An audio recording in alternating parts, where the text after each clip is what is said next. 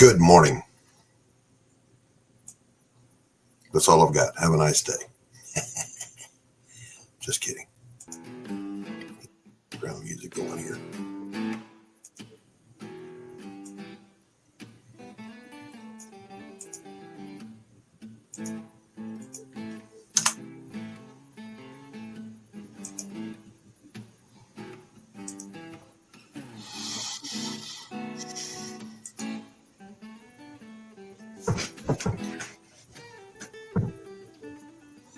All right, so I'm going to do a little update.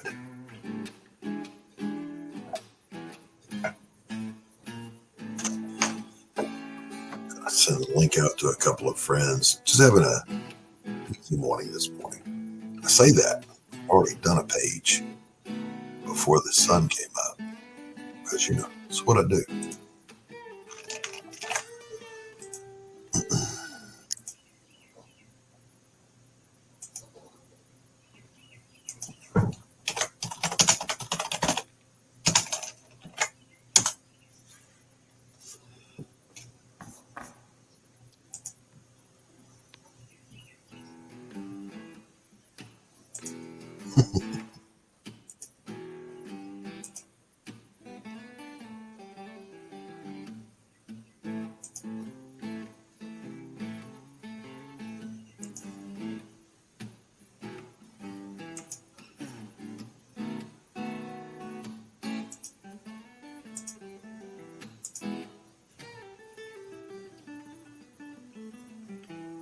Oh, come on now.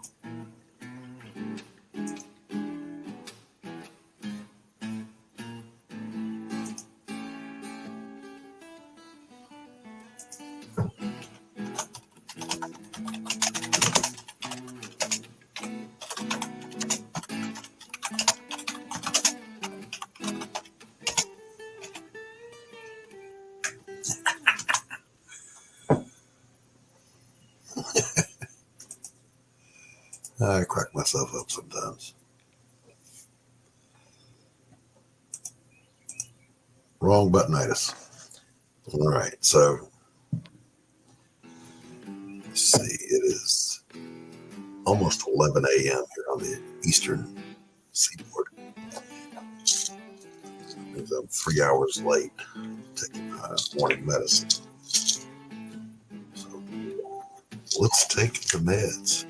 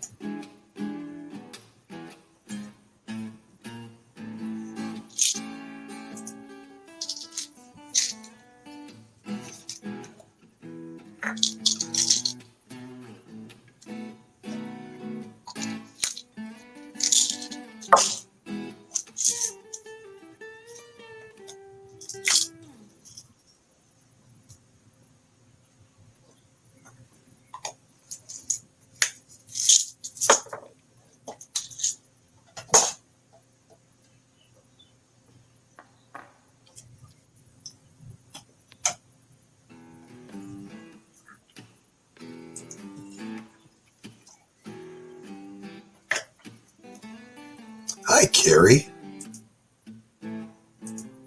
No, I didn't see that, but outstanding. Very good. Oh, you bought Shadowhawk a copy too. Well, that's very cool of you, Carrie. You are a true friend to the community. That's the second time you've done that for someone, isn't it? At least the second. So how long will you stream, Doc? That long. That's how long I will stream.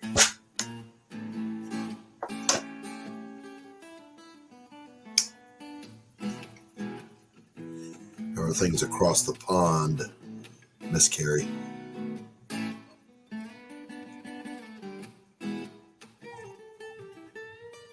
Oh, God almighty, coffee is some seriously good mojo. So I don't really even feel up to working at the moment. I've already inked a page today, and, for not Tanner, for Rex's book forthcoming,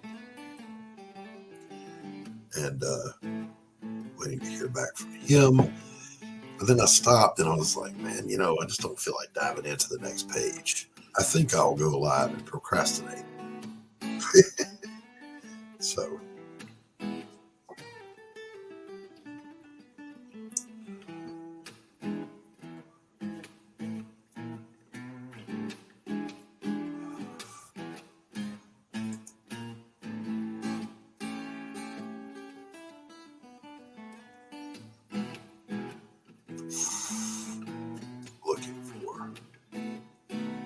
She uploaded here. I was looking for Lori Calcaterra's new trailer for Path of the Pale Rider, issue 4, volume, whatever she's calling it, number 4.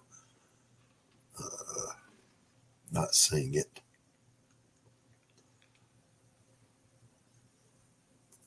And I don't feel like digging around that much. You ever had one of those days where there's a thing that you could do and it isn't hard, but you just don't feel like it?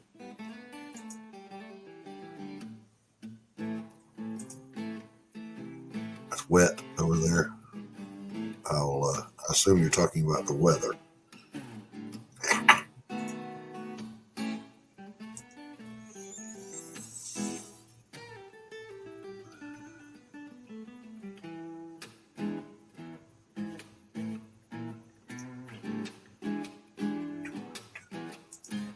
So just kind of taking it easy today. Yeah, I'm happy to show it, but I guess I need Rex's permission. It's his book, so I sent him the link. We'll see if he's awake yet. He works that night job, so we'll give him the opportunity to come on, and if he gives a thumbs up, we'll show it.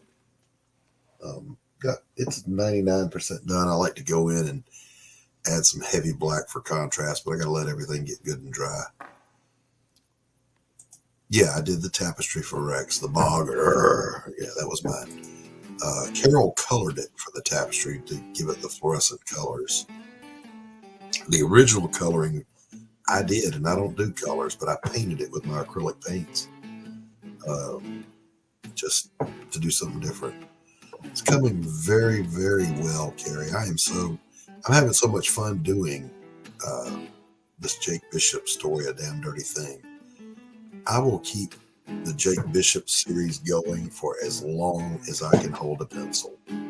I am just having a ball with it. Oh, we got a friend popping in. Brother Rich, what's going on with you? Nothing. I'm in the middle of taking my ass home. And then last thing I got induction day tomorrow. I'm going to be all the effing students, and then first week of class, and my nuts hurt. Oh God, my nuts are killing me. I understood everything you said, but you are breaking up pretty bad. I'm sorry. The scenery looks beautiful there, man. That looks absolutely beautiful. Show us that over your shoulder. All right, man. Give me a second. Let me see if I can do it. Yeah.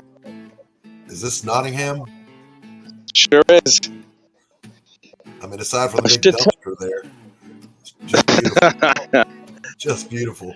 But, we got those everywhere here, too. Yeah, well. So you said you're heading home. A proportion of these buildings are older than the United States altogether. Yeah. There's buildings up that block on Friar Lane that are about 500 years old. Yeah. So you said you're headed home. Where are you coming from? Work. Coming home from work in Confetti. Man, I gotta tell you, man, my nuts are killing me. Everything else is fine, but my nuts are killing me, man. Oh God! Remember that last one? Yes, sir. I do.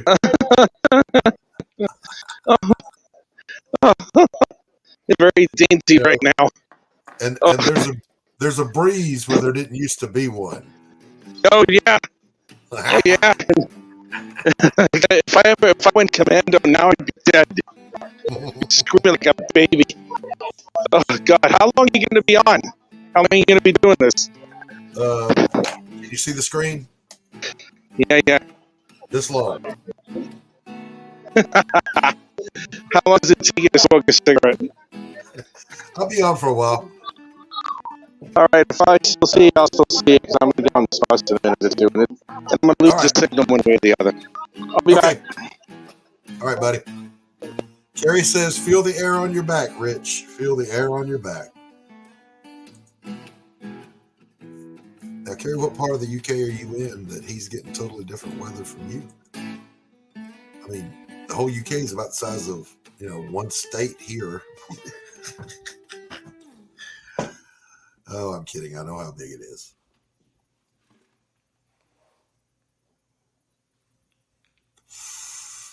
Yeah. So Rex was at work last night. He mentioned doing a stream once he got home. Yeah, he's probably sleeping the sleep.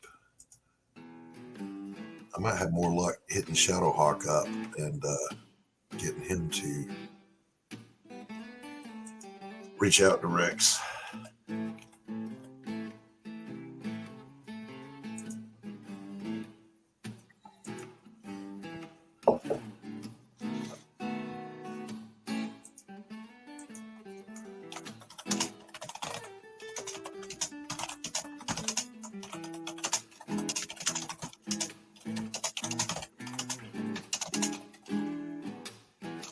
I mean, I've got Rex's phone number, but his phone hardly ever works. It's about as useless as mine. Matter of fact, let me go grab my phone. I will try to give him a call.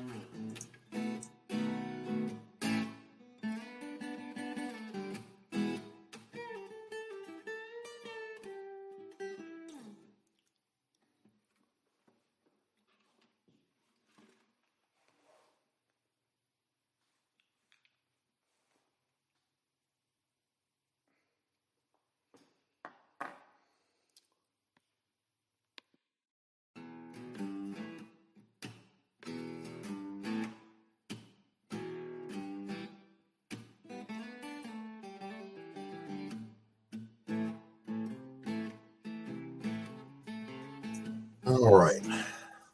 Let's see here. See if we can get the old Rexter on the phone. Oh, we'll see what this message is first.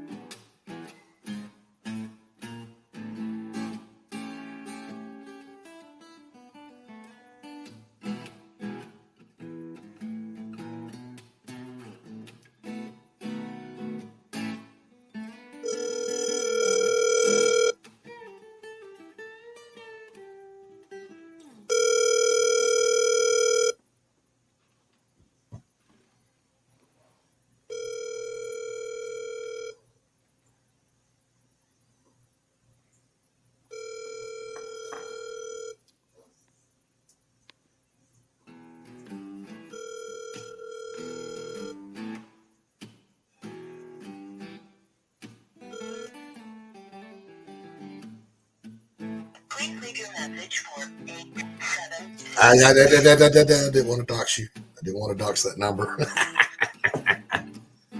So he's 90 minutes away and he's got sunshine. Yeah. Oh, that was almost bad. Let me try that again, though.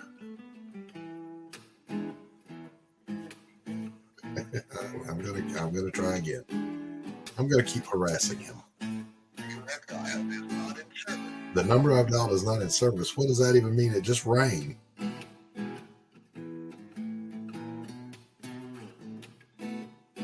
Please leave your message for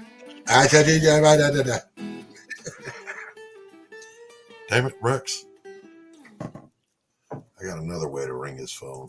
Let me see if I can make that happen.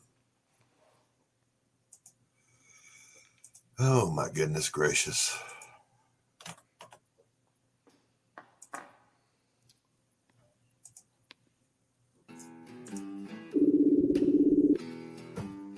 There we go. Like a clingy woman, like a stalker ex-wife.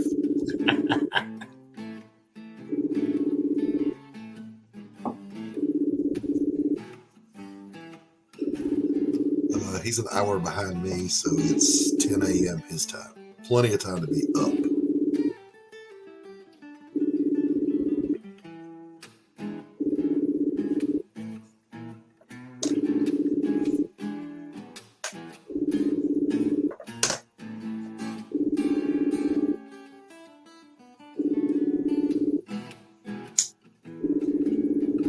I got to go to the store and get art supplies. This is what's left of my pink pearl eraser. I mean, it is just about dead. It's barely enough to hold on to him.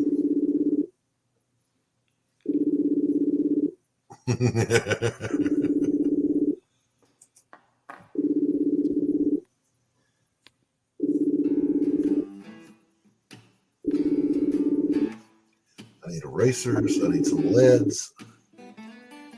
Good on paper at the moment.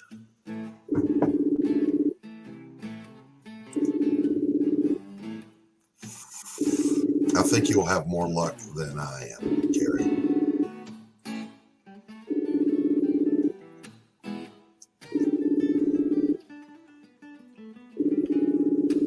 He's probably going, what is that ringing noise? Make it shut up.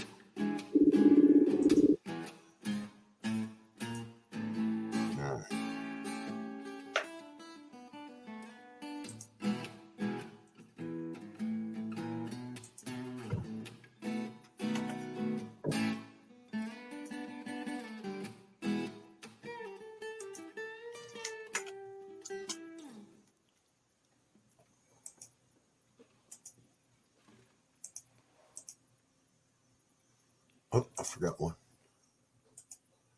Let's get this party started. I'll actually invite some people.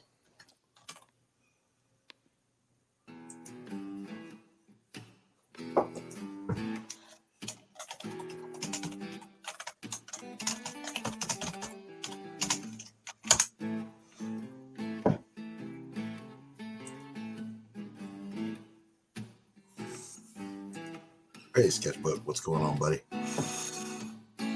Yeah, I needed a little help getting going.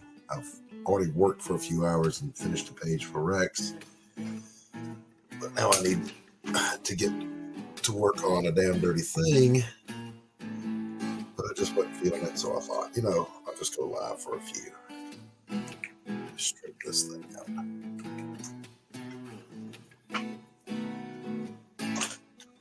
Sketch, if you want to come in, I'll send you the link. But I got to switch to my headphones, turn the air on here.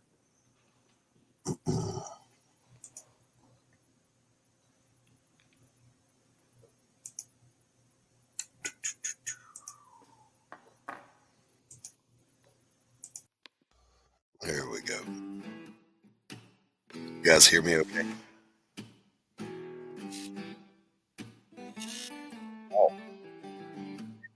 What's up?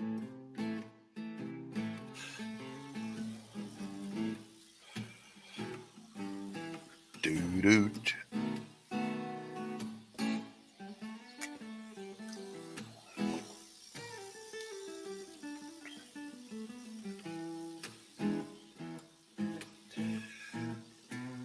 Going to drop the link.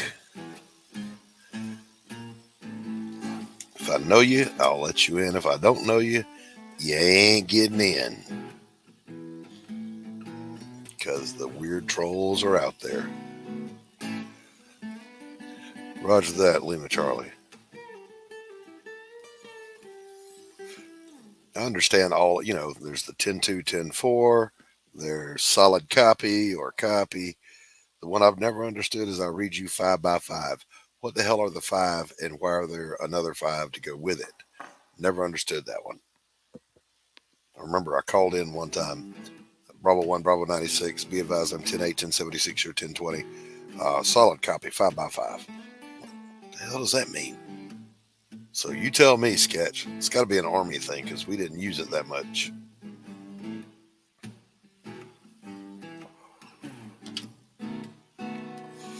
Yeah, if you feel inclined, by the way, my Cash App's right there scrolling across the screen. You want to buy me a cup of coffee? You can buy me a cup of coffee. I will let you. But not begging for handouts. Just it's a tip jar. It's a tip jar. That's all it is.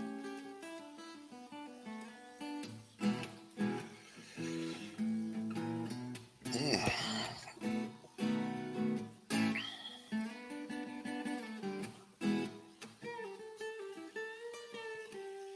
Let's see if Shadowhawk has responded.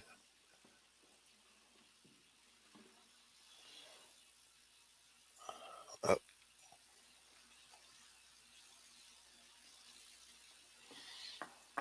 Yeah, man.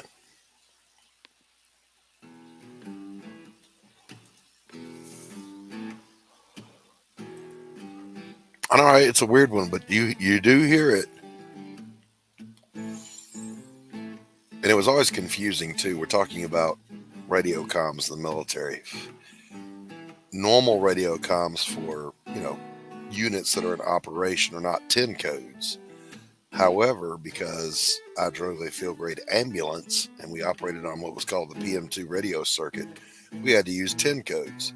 So it was weird because there were 3 radios in the ambulance. One was the PM2 for the medical stuff. Then there was the tactical radio for the unit I was assigned to. And the other one was the civilian civil response thingy. And which, depending on which one you were talking on, you had to speak their language.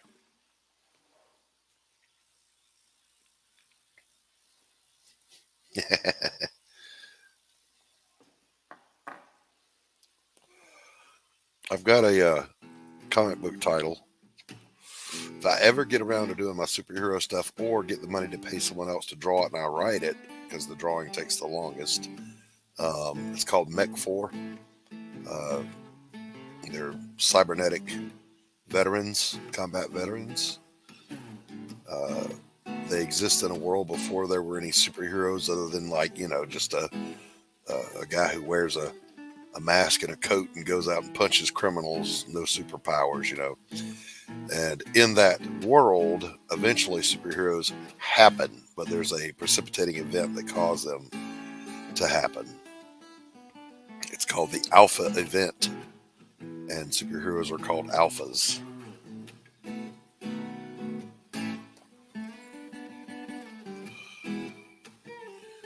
I actually think I have a page from Alpha Strike from the 90s. Let me see if I can find it.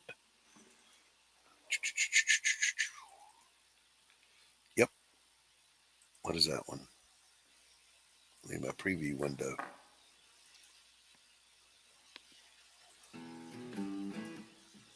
No, that's not it.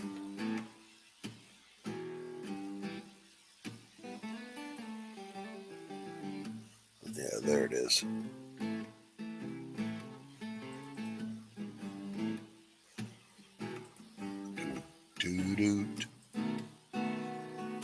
Here we go. A little blast from the past. This is a book I was doing back in the 90s called Alpha Strike.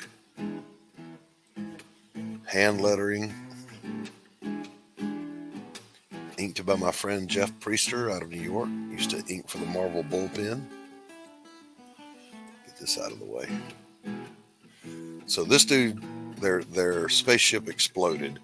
This dude can't fly and he's falling. This dude's kind of a fire guy, so he can't swoop down and grab him because he'll burn him.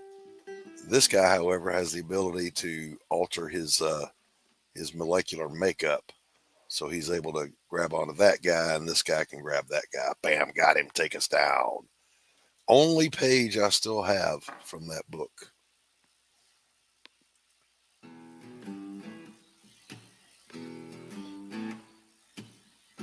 What else is in there? Oh, there's a painted card that I did. We'll share that. So this was one of the main characters from that same comic book, the fire guy there. His name is Sunrider. And that is a 24 by 36 painting. So it's huge.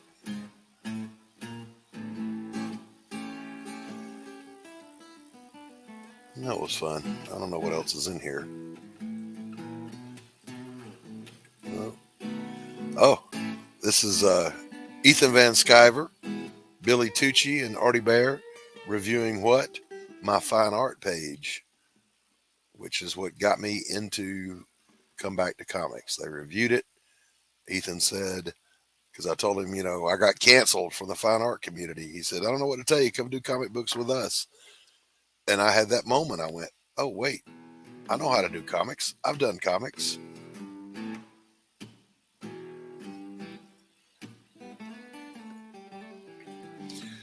But I'm tickled because I got some oohs and ahs from those guys over my fine art stuff. So.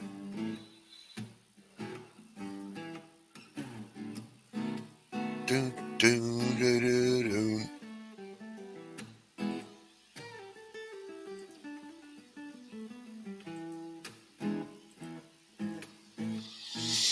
Fun times. Doing superheroes is a little bit on the easy side.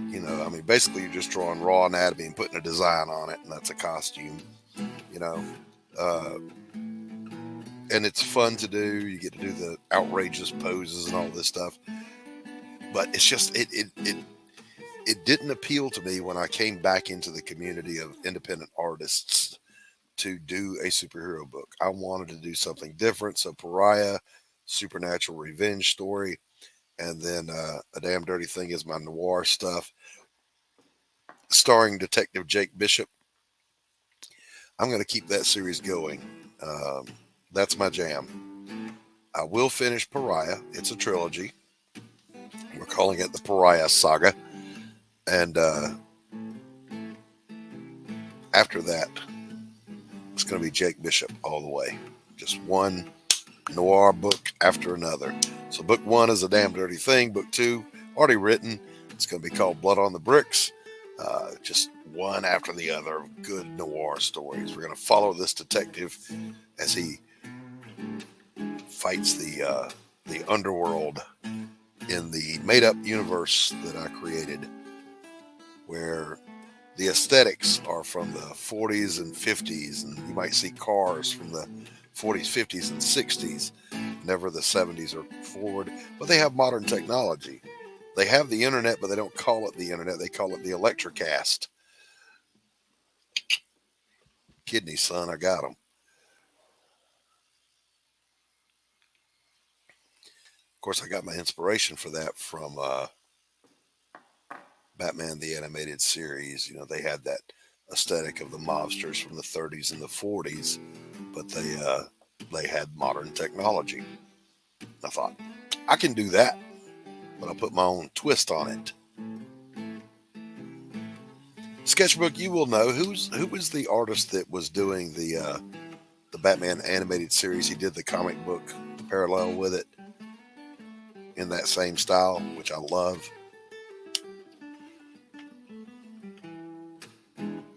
Boom, boom, boom, boom, boom.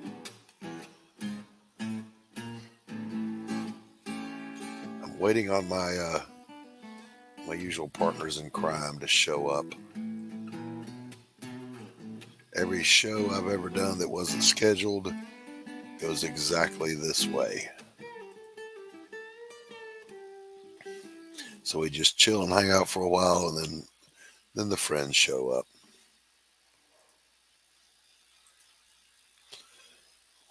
Oh, wait a minute. What is this?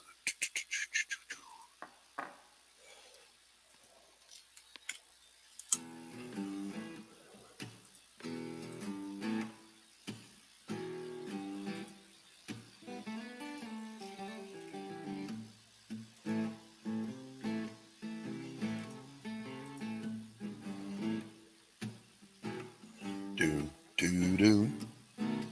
Bam, bow, wow, wow.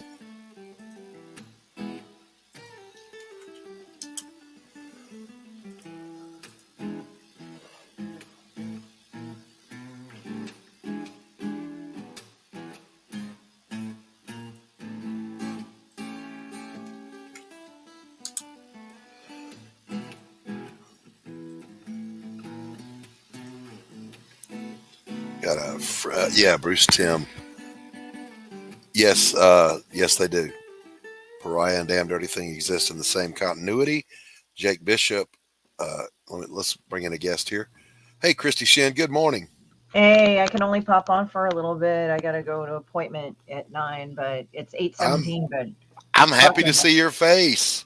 I'm happy to see your face. How's it going, dude? I know Going you've been pretty. busy, like with the Yeah, natural disasters and all. yeah, yeah. God's been trying to kill me here lately. No, Father God, I'm sorry for that. God's hand was on us protecting us. Stop But treating yeah, him like Job, damn it. You're gonna but have to yet ask him to me. to answer your question, Jake Bishop, who is the star of it'll just be the Jake Bishop series.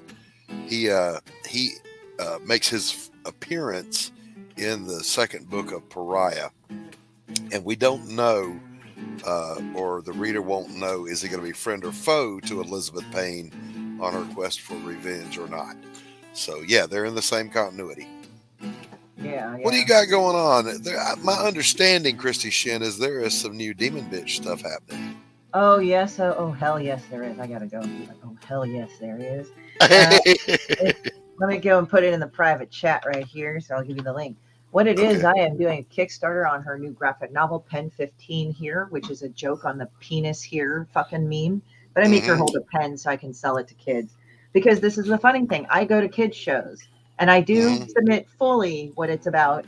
And people let me in, and then later on they'll start talking to me. They said, the showrunners will go, we were a little bit worried to let you in, but we think you're really cool, so please come on back. So I decided to get an actual kids book. So it's 2 books being funded. It's the regular graphic novel that you get, that one of the illustrations is from Mog Park, and the other one is actually a kids book. It's called Demon B Meets Mr. F Word, and yeah, it is what it is. But it's like there's absolutely no fucking like swear words. It's actually like totally appropriate for children, and it's kind of funny. Kind of reminds me of the Stupids. Like when I look at it, like when you read Right. the actual kids book, the Stupids, because I actually do like reading kids books, because sometimes I like to sit there and see how the illustration is and everything, and how it engages people. Hey, morning, my sketchbook. But yeah, it's like you do that, and what I do is that so I wrote this thing where you talk about the F word, where he's really sad and miserable because no matter if anybody says his name, you can't hear it because his bad things happen, and then he realizes how important he is. And also, I Right. made it fun for adults to read too, but it's 100% appropriate for children. Okay. So now, is it showing on screen right now?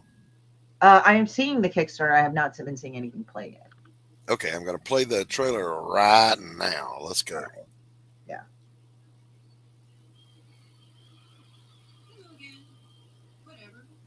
I can't hear a thing though. I can't hear anything. Yeah, I was afraid of. So here's what we're gonna do. You share your screen and play it. Mine Okay. always has some kind of damn audio issue. All right. Let me see. Share screen. I hate you all, and I'll turn it as loud as I can. It's still early morning, so I have to be mindful of my neighbors. So I understand. I go ahead and understand. add that, bigify it, and I'll play it. Let's welcome our friend Tanner Hurley. Good morning, my friend. Hey, Hey, how's Tanner. everyone doing? You know Doing what this good. shit is again? Heck yeah, that's what I'm talking about. Yeah. All right, embiggenate it and play it. Let's hear it. Okay, let's see. I'll play it and embiggenate it. All right. Look at Christy Shin on stage. Whatever. I think you all suck. That's why I'm making another vile, disgusting, and hilarious book about a shitty character I conjured up called Demon Bitch. If you don't know what the fuck that is, well, you've been living under a rock, and I can't help your stupid ass. Oh yeah, I am also doing a thing that might bring the end of humanity. That's right, I'm making a Demon Bitch children's book. Like I said, I've been doing more and more kids shows. I've infiltrated them into my art, and they all love it. My new inspiration is called Demon B Meets Mr. F Word, with the important message of how words and language matter. Anyway, Stephen Prince of Monster Editor fame wrote the foreword because he has kids. You should know that these young men make him look remarkably soulless at times with the crap that they do to him, but they love me. Okay, back to the important shit. You'll get signed copies of the books through Kickstarter. And Here's the ensemble of good artists that are fucking slumming it by creating more shit for any of you glorious assholes willing to spend a little more money. There's Maud Park, and why the fuck does she draw her sexy? There is Doralita Bellamy of My Little Pony fame, who draws cute shit, so I don't know why. No, Waldon Hubbard, who you and I don't know why he fucking intended to do this. Get these fine prints on really nice paper, but whatever. I'm not nice, the paper is. You all fucking suck and I want to cry. So in addition to this frenzy of bullshit, including a pin called I Am Shipbird, these pins were designed by High Hermit Studios, who have really decided to value themselves by taking part in this project. Also, there's a magnet too of Demon Bitch humping something. Why Demon Bitch? Why Shitbird? I will tell you why. It's because of every dumb motherfucking piece of shit that has ever annoyed me, thinking that somehow my comic is all about them when they're basic as fuck, and then still gets mad at me when I say people want to say that. So, if people want to suck like Shitbird and piss me off, they can go the fuck ahead and I will keep making fucking money. I don't care. Which reminds me, I also compiled a bunch of crap for my stretch goals. I might even make a blank version of the pin available so that people can use the dry erase marker to fuck it up over and over again, because why not? They're money anyway. And from there, I've got another Demon Bitch pin waiting in the wings because she also sucks, and why should Shipper take all the glory hole? And there's more, including a patch, and holy shit, you're making me torture myself. I'm all pissed off now. Gotta go make some food up because I'm really hating people now. Seriously, I do fucking hate you all, and I can't believe you watched this entire video. Now go buy my shit. Yay. Yeah. And it is I now love at it. yeah, it's now at 38% funded, so I'm very Yes, happy. it is. You're cruising right along. I love it. You got some talent too working on this thing with you. You got Yeah. Monster Matador and what's his name? It just went out of my head. Well, there's Lawrence Hubbard, right? And then Yeah. there's going to be there's Lawrence Hubbard, there's Maud Park. You know, she's Mhm. illustrating Game of Thrones. Lawrence Hubbard does Real Deal Comics. Philip Jin, actually, he just did that just as a fan art for me, and I said, "Oh God, got to put that in that book because it's just cringy." She's like touching him, and he's like, "Please go away, leave me alone." And then there's Hyde Hermit. You know, they're Hyde Hermit. collaborator. And then we have, let's see, there's that Kenny Aitken. We know him. Kenny's pretty cool. He just drew this fucking stupid picture. We're going, yay. And if I say things like stupid and shitty, it's actually not a detriment to the artist. I just like, why do you condescend yourselves drawing her? She's a fucking piece of shit. Yeah, So, yeah. So We, there's that. Christy, we know who you are. We understand these things. Oh yeah. Yeah. I mean, I'm just talking to the general public. And then with other ones like Chrissy Bautista, Ms. Fiend, she's been a longtime collaborator. And I didn't watch Pearl, but then when she told me, it's like, oh, it's about the horror movie Pearl. I'm like, oh shit. Because the people that Demon Bitch is drawn after is like, you know, I want to be a star. And I'm like, oh. She and for those that might not know, tell them what Demon Bitch's job in hell is. Well, okay. She's a low-level demon from the 13th pit of hell where people throw their dog shit in gum wrappers. And she wants to bring the second coming of Armageddon, but the first one never happened because she's a stupid piece of shit. She's based on girls I hate. So it's like, you know, girls aren't nice to each other, so I decided to make fun of them. But it's funnier because they come after me and they say, like, you fucking drew me, you bitch. And I'm like, no, I already ran into 4 or 5 of you already. You're not special. And they get even madder at me that I never singled them out. Exactly right. Exactly. Narcissistic. And I know some of the backstory on some of these people, so it is funny. It's funny. You know, it goes back in the days of heraldry in the Middle Ages. There were two people you didn't fuck with. You didn't fuck with the nobility or the royalty, and you didn't fuck with the bards, because they would go from town to town making up songs about you and telling stories about you and destroy you. Well, that extended into artists. Don't fuck with artists. We'll make whole comic books about you. Well, it's funny because like there was this one person that thought, like, I've been approached by people and it's actually kind of inspired some things. Like one girl like thought it was about her, Demon Bitch, and she messaged me personally and she said, you should go get fucked by a blender. And I'm like, oh, I guess this hurts my feelings. So I showed it to my friend Don Wynn. And Donwin drew her fucking a blender, like demon bitch fucking a blender, and it kind of went into blender fucking and went from there. So it was a bit. So thank you, Yes. whoever you are. I don't even fucking know your name. You're not important. But I mean, there are other people that came out and they were saying, "I'm this fucking character. You drew me. I have a white bathrobe. She has a white bathrobe." I said, "So does a lot of fucking other women." Every morning, haters understand this. Christy Shin drinks a fresh, hot mug of your tears. I eat your hate and I spit it out and I make it into something funny. And make money off of your hate. Oh yeah, and then now like that's the thing with I am Shitbird. Some people like this. One person was going, "I'm Shitbird. I'm Shitbird. I'm Shitbird." I'm like, all right, okay. I said fine. If you want to be. And so I made this pin called I am Shitbird. So if anybody wants to call themselves Shitbird or whatever, I mean, there's going to be stretch goals like different. Hello, I am Shitbird. Shitbird. Yeah, hello, I'm Shitbird. And it's like got shit on it and it's nasty. It's like Shitbird never showers and washes herself or properly cleans herself. So it's like we looked at that, we were laughing, and it's just like I'm one of my Shitbird friends- this morning, Christy. I haven't even showered yet. Oh. I know about it. I mean, I'm Tanner. not nasty. I shower every day, but still, but it's like that's why I'm gonna have to hop in the shower in a little bit and get cleaned out because I've got a busy day. Tanner, come back. Tanner, What? It's you like, made, th- I you, don't made, smell, God damn it! you made 3 sales last night. I did. Oh, It nice. was exciting. Yeah. Yeah. You had 3 backers or 3 sales?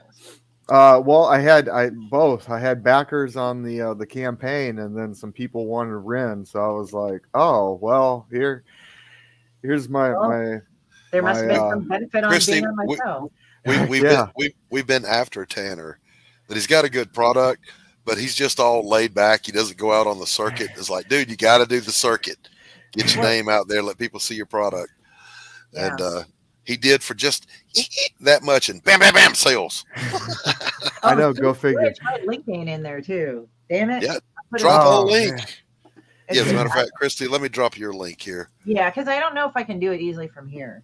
I got you. If you're interested in an absolutely gross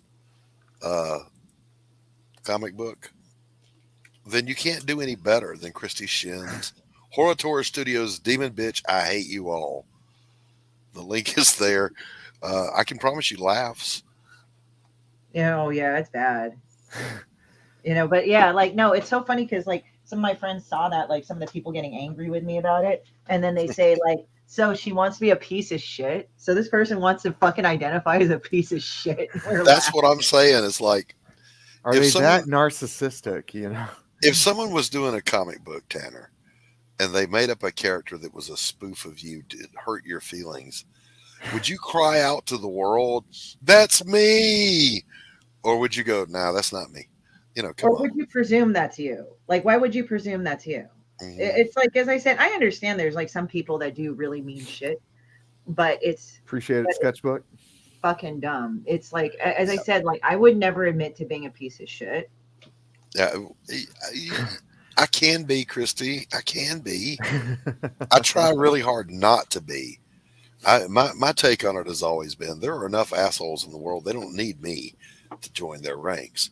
However, there are times and there are certain individuals that just bring that out. So, Well, I mean, that's why I tell people, like when I'm on panels, it's like, don't be nice to people that are assholes. You like they don't really deserve.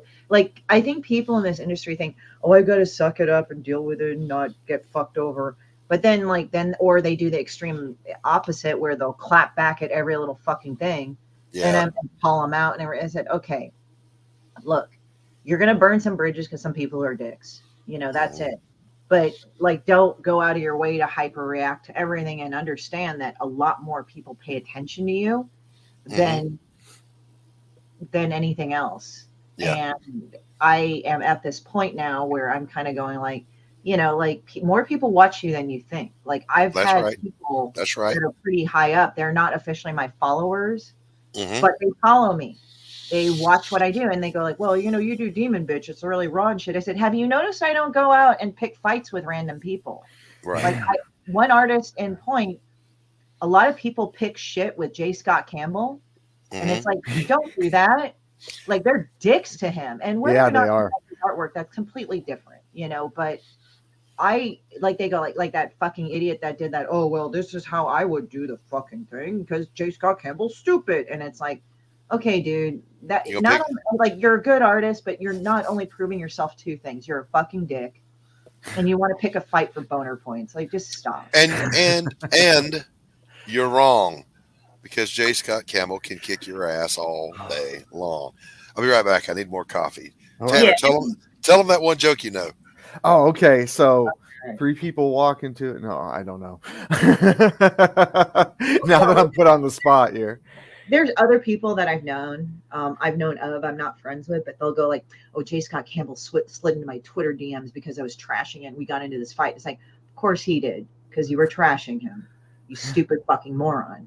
It's like, I never understood that with people. It's like, I don't get that with people. I don't. Like, stop trying to tear down this person. You know, they already obviously have an esteemed thing. Like, did this fucker ever do anything to you? Then leave him Who alone. really has the time to do that too? Like, if And I mean, this face it, if we're professional artists, you know, you know the industry. I know the industry.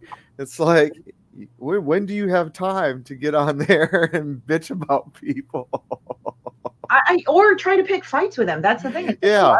this idiot crowd, like they're discovering because they've been calling out and jumping on people and doing all sorts of shit that now it's like, oh, you realize that it's actually not a good idea for you to do that, because guess what? Nobody's calling you for a job. Nobody wants to touch you with a 10-foot pole. Like, I understand if somebody's being a dick to you, you tell them to go fuck themselves. I mean, that's justified. Or you ignore them, or whatever, how it is. Like, people say, oh, just block them and ignore them. It's like, if you've been blocking them and ignoring them, no. You know, sometimes they don't fucking pay attention. They'll sock pup in another thing. But if you just tell them, like, you know, go fuck yourself, you're an asshole, I don't think anybody would blame you. Like, that, you have that right to say that to a person, whether polite or impolite, whatever, tactful or not tactful. I mean, it depends on the situation. Use your personal judgment, which nobody really does. I tell everyone, I will treat you as nicely as you allow me to. Yeah. When you're a dick, you're not allowing me to treat you nicely. Yeah.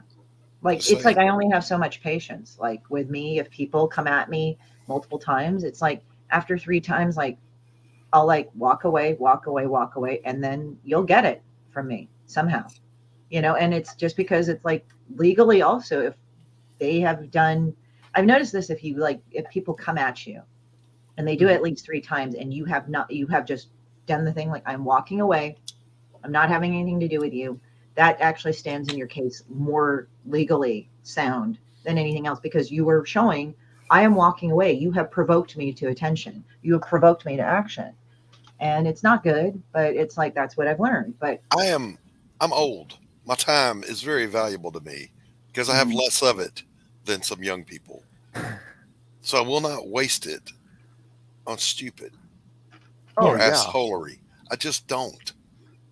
I don't. Yeah. I don't get caught up in it. I don't roll around in it. There are some people that go out seeking drama. They're drama merchants. They live for it. They live for the beef. You know, that's just not me. I like assholes. They're usually blunt. It's dicks who like to fuck everything. But I said, well, wait a minute. What about pussies too? Well, they just take it from everybody. See, that's I mean, I'm just kind of laughing about it because, like, you know, like the dicks, pussies, and shit. You know, like yes, that was my joke. Yeah, Christy. Team America, right? Team America. World Team Police. America. Yeah. Fucking shit, you can't make it The anymore. pussies, they just take it and take it and take it. Like, everybody goes and respect. He goes on this whole, like, it's just like, it's a true drunken like monologue of, like, you know, when people are dicks. And I can't remember all of it, but you know, it's funny. It's Who was it? It's like, there's dicks. There are people that are dicks. Who was saying this? I don't know. It was like, the guy was talking to the main character, and it was a guy he met at a bar, and he was all depressed and shit. Oh, okay. All right. Yeah. Ah, Demon Bitch, I hate you all. Head over to Kickstarter. Give Christy shit a little bit of love. Campaign is doing great, though, Christy. It's been pretty solid. I mean, it's kind of funny, in the wake of adversity, I always seem to make the money.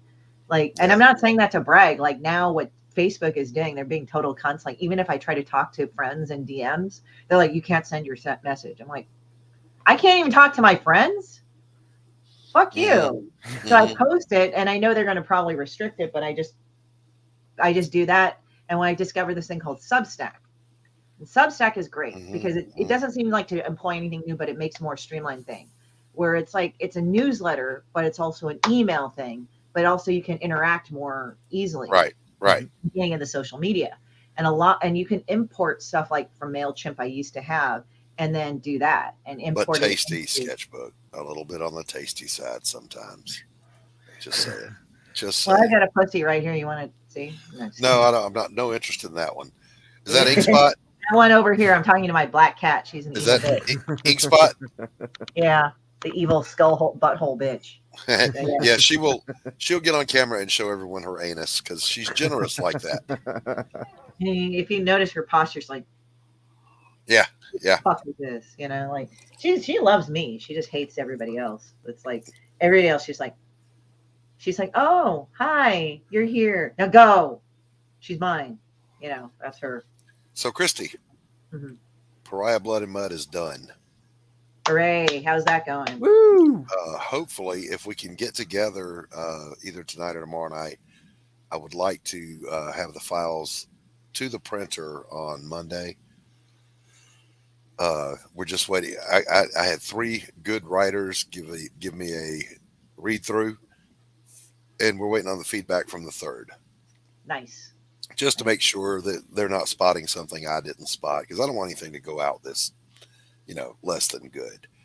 Yeah. So waiting on that, and then we will send the files to the printer. We'll get the proof copy, and that's where a little delay is going to come in because we're only going to get one proof copy because they're $65 a piece.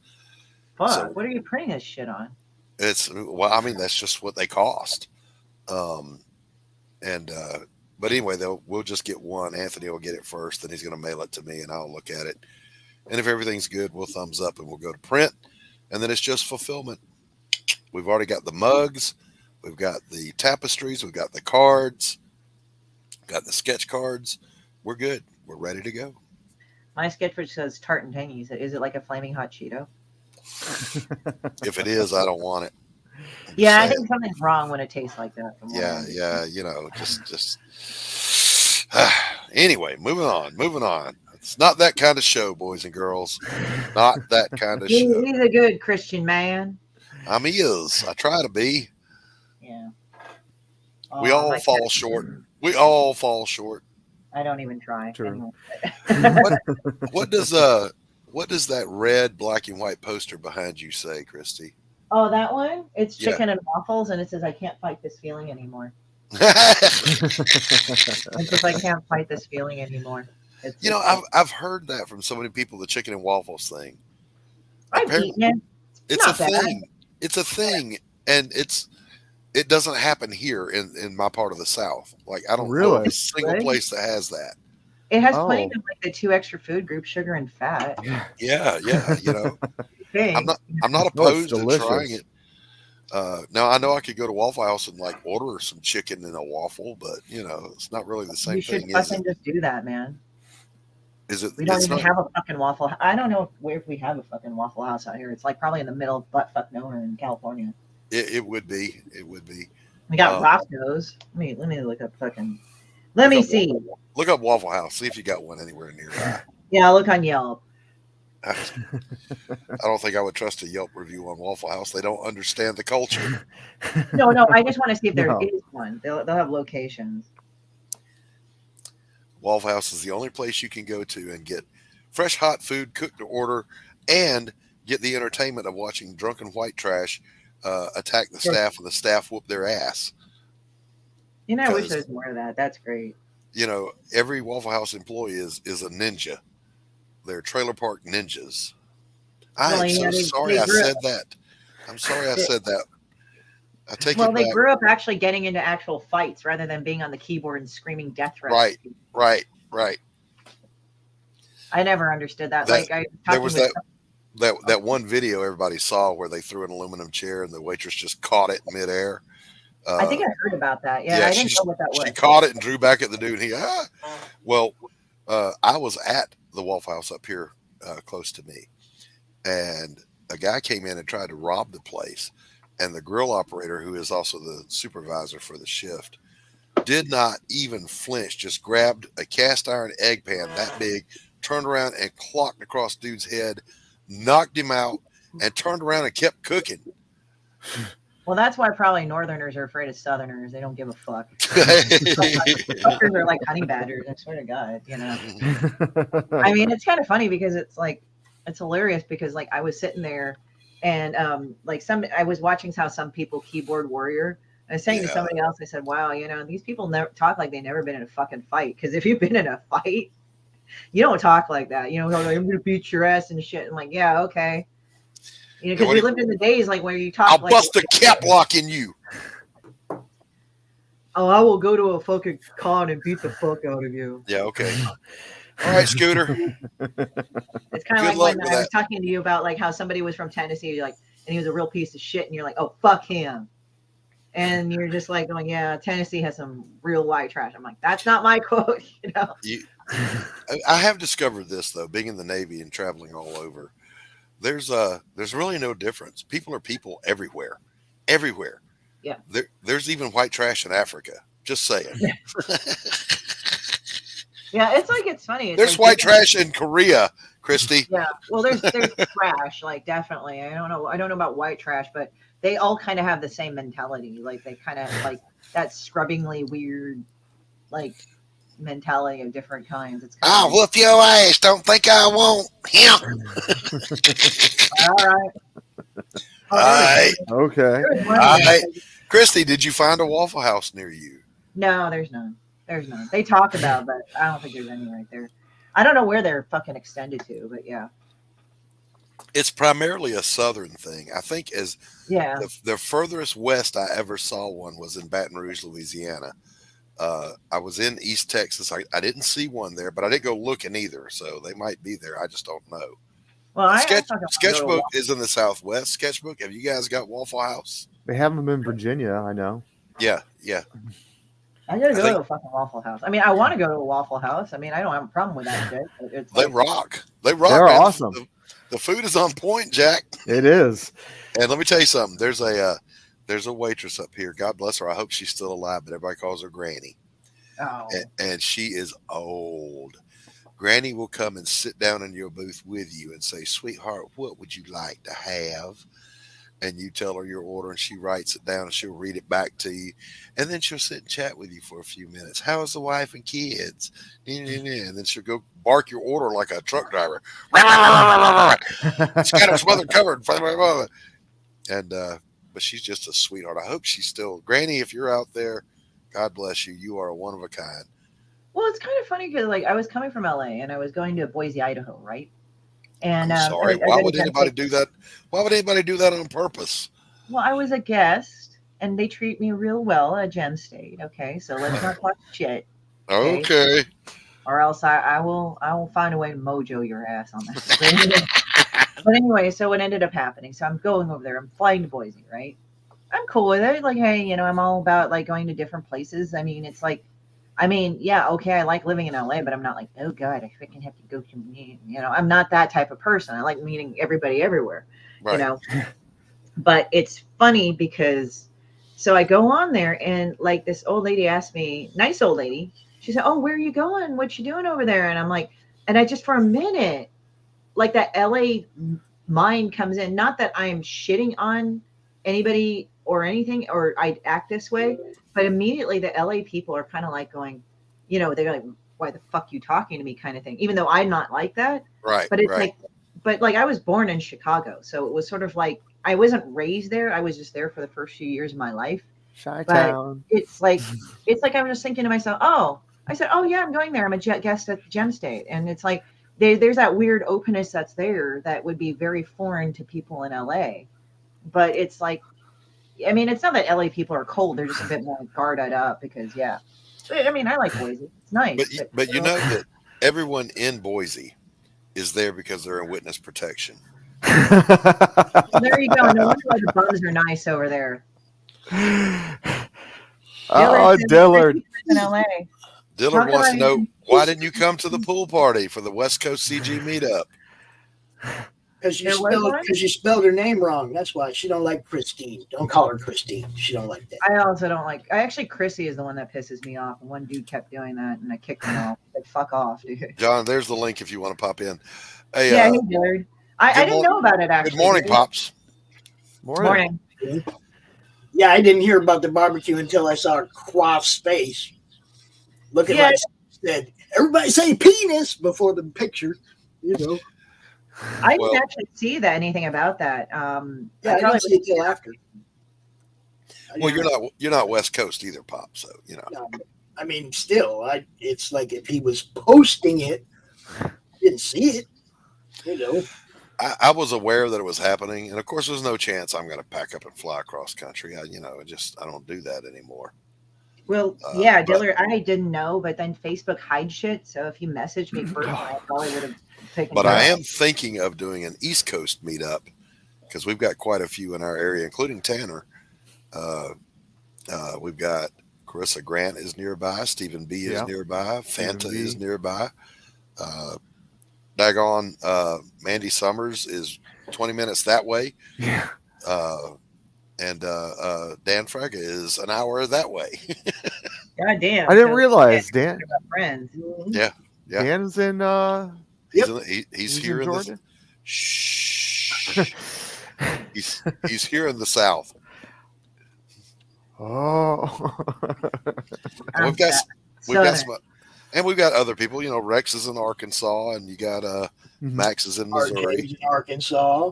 RJ's in Arkansas. Max is in RJ's in- Missouri. So yeah, you know, quite the Southern contingent. We've got somebody in Louisiana. Who is it? Who am I thinking of, Pop? Preston is in Louisiana. Who? Preston Acevedo. Yeah, Preston. Preston. Yep. Nita lives down there. Who? Nita. Oh, Nita Nita. Lanning. Yeah. She's down there. I gotta meet her. Matter of fact, Hey. she's in Baton Rouge, where I used to Mhm. live. Yeah, she was telling me about it. She's saying, she says, like, Mardi Gras is nasty. Don't go there when it's Mardi Gras. It's nasty. She's right. She's right. But it's also a huge party. If you're that kind of person, you probably have a good time. Well, she said you can do Mardi Gras in other parts of Louisiana. Just don't do it in New Orleans at that time. It's kind of Don't go to Bourbon Street, okay? Yeah, she said it was really gross, like during that time, like people It's- pissing shit in the streets. It's not just gross; it's dangerous. And let me tell you something: if you get in during Mardi Gras down to the Bourbon Street or the French Quarter, you ain't getting out. Yeah, Getting out of there is a nightmare. yeah. Like when the cops get all the horses across the street and they just start walking the horses up and just kind of Yep. driving the crowd out like a bunch Yep. of cowboys. I'm like, Yep. yeah. Yep, that's exactly what they do. If you're that kind of a person that likes a big party, go to Carnival, man. Go to Rio, go to Carnival. If you're gonna go to a party, that's the fucking party. Yeah, that's the party. Or Tanner, St. Patty's Day on River Street. Oh, yeah. That's pretty, Yeah, I don't think that's I've done cool. it. Yeah, Okay. that's I gotta head off on, guys, because I gotta get to a doctor's appointment. I think. Let me just double check. Yeah, but I'll all right, talk girl. to you later, Pops. I gotta catch up with you, dude. Your fucking phone sucks. My phone doesn't work. It's an There you epidemic. go. Yeah, but- I mean, Yeah, it's the same. It's the same thing with anybody. It's like I can text you, I can get you on the socials, but if you're trying to call me, my phone does not fucking work. And I Mine don't know doesn't. why. Mine works. It just doesn't make an audible noise. They piss me off, man, because they charge me $40 a month, and half the time I don't know if I'm getting my phone calls or not. Well, with mine, if I happen to be sitting here and it lights up, I know somebody's calling me and I answer it. Right. However, it doesn't make any noise. And then there's the other thing. My son used to fuss at me. Dad, why didn't you answer when I called? Son, I'm from a generation that does not walk around with a phone in our hands. We Yeah. put the shit down and we go on about our life. Okay. Yeah. You live 5 People minutes don't- up the people road. Don't get that. If you need me, swing by. Yeah, this I thing had a- right here, we used to call these a leash. This is a leash so that your wife, whoever, can get you whenever, knows exactly where you are. If you don't got one of them wife things, you don't need a leash. So Doc, give me Yep. a call or something. I'll talk to you about. We got a lot to catch up on. All right, girl. Be good. I will. See you later. Bye, Dillard guys. just- Bye. Dillard Michael. says, or hear me out, stop being godless heathens and stop your partying. Hold on. Oh. What? Well, Dillard, go ahead and message me personally because it's like I sometimes don't see shit on Facebook that I should. So if you and I are Facebook friends, or if not, just friend me and just message me. But just to let you know, if I stop talking all of a sudden, it's just because Facebook is being a cunt and not letting me do DMs. So Gotta sorry. love Facebook. Yeah, it did that randomly. All right. I'll talk later, man. See you guys. See you later. Later. Christy Shin, boys and girls, the demon bitch herself. Oh, Oh my goodness, that may have been the highlight of the day because you know we're an hour in and we're still just dragging along here. What's Yeah, a I hear you. Facebook? I hear you, John. picked up another backer last night, Doc. Good deal. Good deal. Just a small one, but another backer it is. We're sitting at, by the way, over on Damn Dirty Thing. We're sitting on 100 signups right now. Nice. Just crossed it. 100. Tell them 100 people to go back to Roku chat. I know, That's what- right? I don't even have access to the list. It's on Anthony's website. Yeah, I got the same problem. I can't access my listing. It's like I know what you mean. Yeah. I couldn't access my last list because of Ryan disappearing off the face of the earth. Oh, shit. Ryan, where are you? So I started this thing off by saying I got up this morning, normal time. It was, I think, 4:45 when I got up. It's a little bit late for me. But I inked a page for Rex because he asked for this one in particular to put on his campaign. So I said, yeah, okay, I'll do that. And I've been waiting on him to get up ever since to get his okay on it before I get it scanned and send it to him. You know, any changes you want. And then Carrie said, we want to see the page. And I'm like, it's not my page. I can't show it unless Rex tells me it's okay to do so. So almost did it out of habit. Sure, you can see. Yeah, yeah. But I did go through the mountain of Bristol board of work. It's that thick easily. Jeez. And I needed to separate because I've got 3 projects I'm doing at the same time. Actually 4. I've got Pariah, the second one. I've got the reject pages from Pariah 1. I've got Rex's book, and I've got some ghosting pages I'm doing for somebody. And I said, I need to separate these so that when they ask for something, I can just reach over and grab it. So I went into the living room to sort it because there's no room in here. There's art supplies everywhere. I mean, this whole wall is art supplies. Nowhere to work. So I went and I spread out in the living room. And the biggest pile I ended up with was the I'm throwing this shit away pile. Every time. Every time. And how much of it you got to redraw? How much? You know, some of it's just rejected stuff that was already redrawn. So Redrawn and rejected again. again and again and again. There was one panel in Blood and Mud that I redrew 5 times. There is one thing you can count on. Doc will not sell you a panel that he doesn't like. Mm-mm. He ain't gonna do it. Okay. So true. And you know, there you do, like we've talked about before, you reach a point where you can't just keep redrawing because you leveled up. Otherwise, you will never stop working on the same Right. book. This part will always be better than that part. I get you. Yep. So I was looking through the pages this morning of book 2 of Pariah, which is Sanctum of Hate. And I realized I had more done than I thought I had done. I mean, it's pretty close to done, Nice. but there's a lot of it that I'm going to redraw, Pops. Just saying, got to redraw it. It's not working for me. I know you. I know that's how you're gonna be. I know when we get down to getting ready to do the ash can, the prom story, you're gonna go, I'm gonna have to redraw that. Pops. I And I'm looked- gonna be I like, looked "Oh, through what it. is-" I looked through it. It's good to go. I'm going to just Yeah, send it you out say as that is. now. Because we're not selling it yet. You say that now. We get to that point We get Check to that private chat. stretch goal, and you're going to look at it again, and you're going to go, "Oh shit, people are paying." Nah, it's good like it is. There's some shading that I want to do that was always intended to be done, Right. but I set it aside because the project stalled. I'll probably go in and do that. I'm hoping I can do it digitally when Anthony sends me his old drawing tablet, What's up, Shadow? Hey, Shadowhawk. so I can work digitally. Good morning, Shadowhawk, my friend. Good to see you. Hey, I sent you a message. Wake Rex up and tell him to come hither. I sent him a link. Wake Rex up. He said, "Get that old man out of bed." Wake him up. Well, he works nights, and I think he streamed when he got home from work. Did he? Oh, yeah. I think he did. That's what I think Carrie said that. Yeah, then he ain't getting up, dude. Leave him Uh, alone. I'll blast his ass out of bed with a stick of dynamite. You get up. So you just consider that as far as Rex is concerned, you got the day off. That's what I had a friend that came to stay with me. He was between homes, Doc, you don't got no friends. Quit lying. and he was in the the guest room. And after like 4 days, he's like, "Dude, man, do y'all get up every morning at that time?"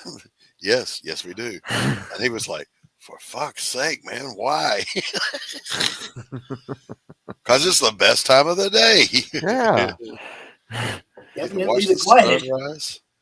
You get to watch the sunrise and enjoy the cool morning and sit out on the porch with a cup of coffee or on the lawn. We got the big Adirondack chairs out there.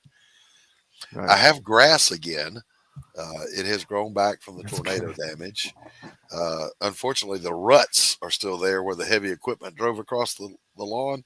Mhm. So when you're cutting, it's Oh, jeez. no fun. Fill No them with bueno. sand like they do gibbets on the golf course. I want to get a tiller and get out there and break it all up and respread it around because I've got centipede grass, so it'll grow. It's like carpet, it'll just cover. Mhm. However, the other thing Yes, they're in basement or attic. They don't have basements there, dude. well, the They don't basement's build basements where there's tornadoes. Don't you know that? the basement is occupied. That's where I keep Carol. The one thing that I don't tell you about tornadoes or big wind events is it transplants everything that grows. Moves it. So my lawn that used to be pristine, and I've got photos to prove it, now has every kind of weed known to man growing in it. And do you know how many seasons it'll take to get that back to normal? They say, "Oh, just do this." And no, it takes years. Go ahead and put some of that Roundup on it. I'm not What looking to. goes first, the weeds or you? I'm not looking to accelerate the death process that fast.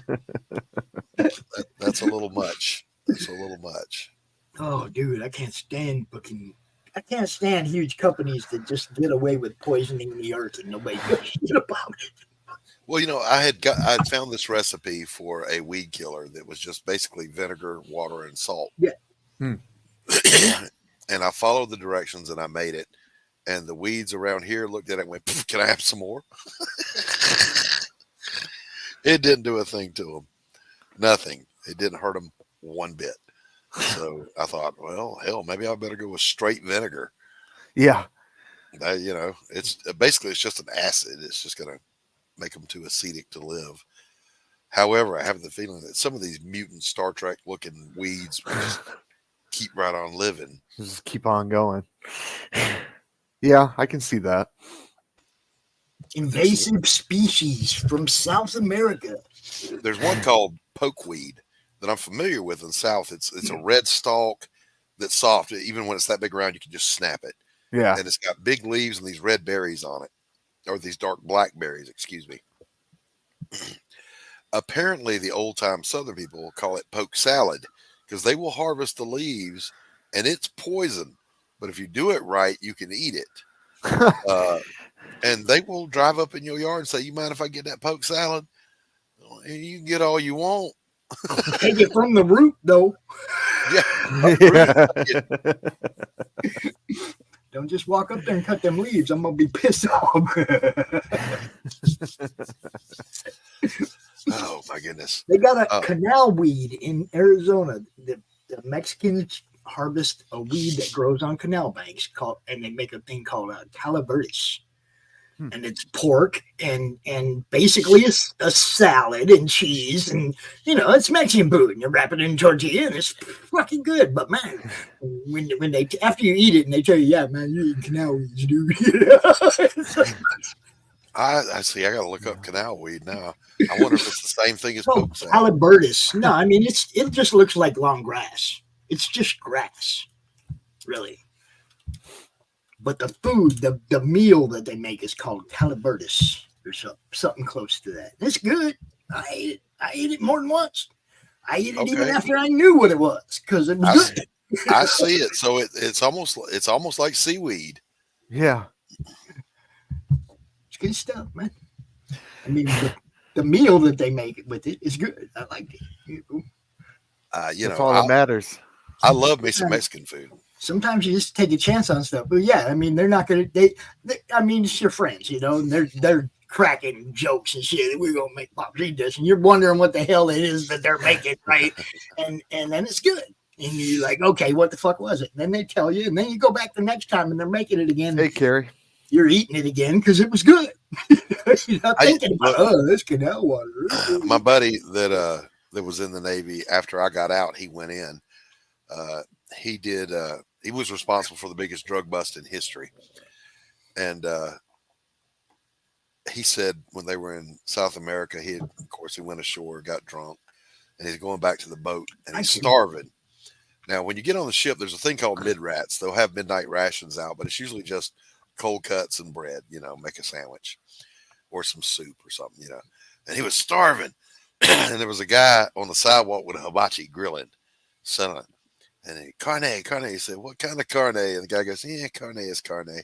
A little bit of rat, a little bit of lizard, no matter what it is.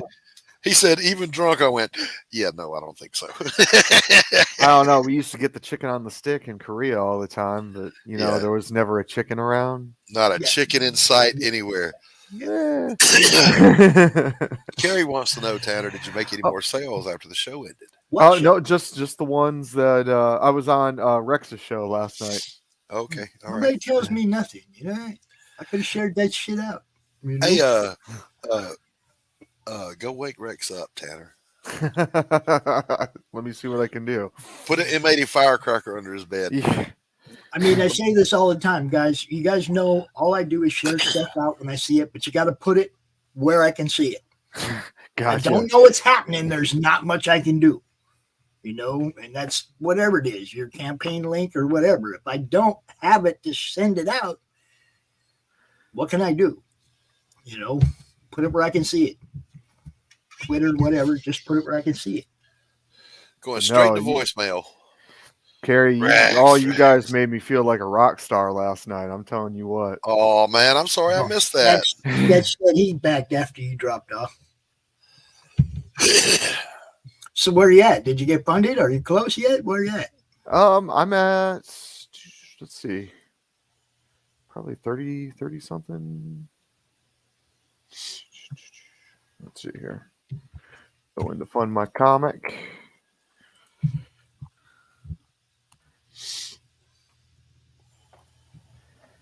You need that 34% funded. I'm at 169 even. Cool. Very cool. Heck yeah. I'll wow, that thought left me as soon as I started to have it. What was I saying? What was I going to say? You were saying, I forgot what I was going to say. That's what you were saying. I mean, just gone. Old age is a bitch. Here's what I know. I need more coffee. And Pops, you got to get on camera. Come on now. You know better. Dude, I just got up. Look like shit. You're not even on camera. I'm going to get coffee. I did one of them things last night where I was up super late. Okay, like 2 o'clock, 3 o'clock, whatever. And then Oh man. kids get up at 5, and I get up with them and go out to the bus stop with them and shit, and then come in here and try to lay back down. And Mom comes home about 7:30 or 8, and the dogs all fucking freak out, and I'm Oh, awake again, and it's like, man, you know what I mean? An hour awake, 2 hours awake, an hour awake. Fuck it up. You know, I mean, at some point you just give up on trying, man. That's why I look wrecked, because I ain't fucking got no good sleep in days.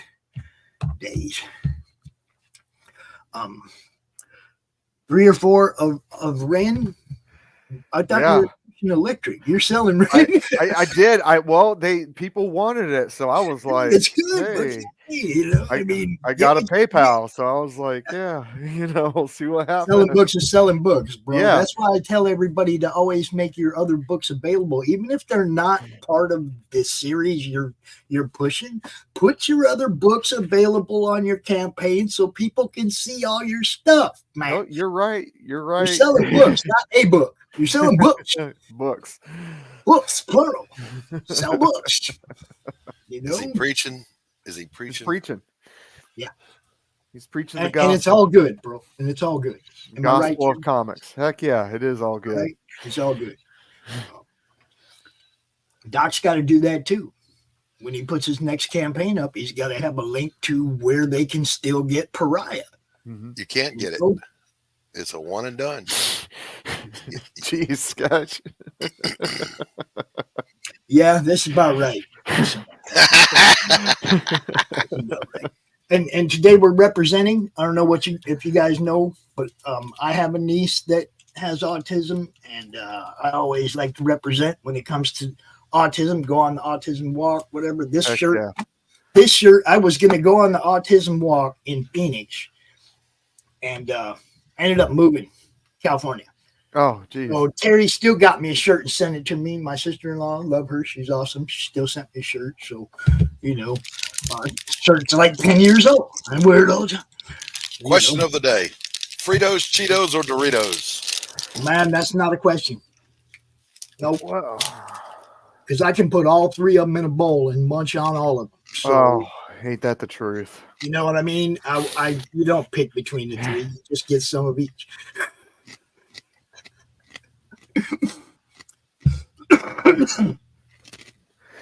I don't think I can add anything, Carrie, on Fund My Comic at this point. You I can. think you You just probably have to can. reach- Just talk to you Luke. Hey, Okay. Luke, can I put an ad on? You on can, it? but you have to reach out to them and they'll make the change for you. Oh, okay. Hit Luke up. Yeah, See? I'll have to do that. That's what I'm talking about. Look, man, I might be old grumpy pops and all that thing, but you guys got to know that I got a heart, or I wouldn't do what I do out here all the fucking time. Heck yeah. For So people I don't even know. On a completely unrelated note, it's going across the screen down there. You can buy me a cup of coffee. Just send $5 to Cash App. There you go. Because I don't turn down coffee tips. I mean, who would? It is the lifeblood of us military guys.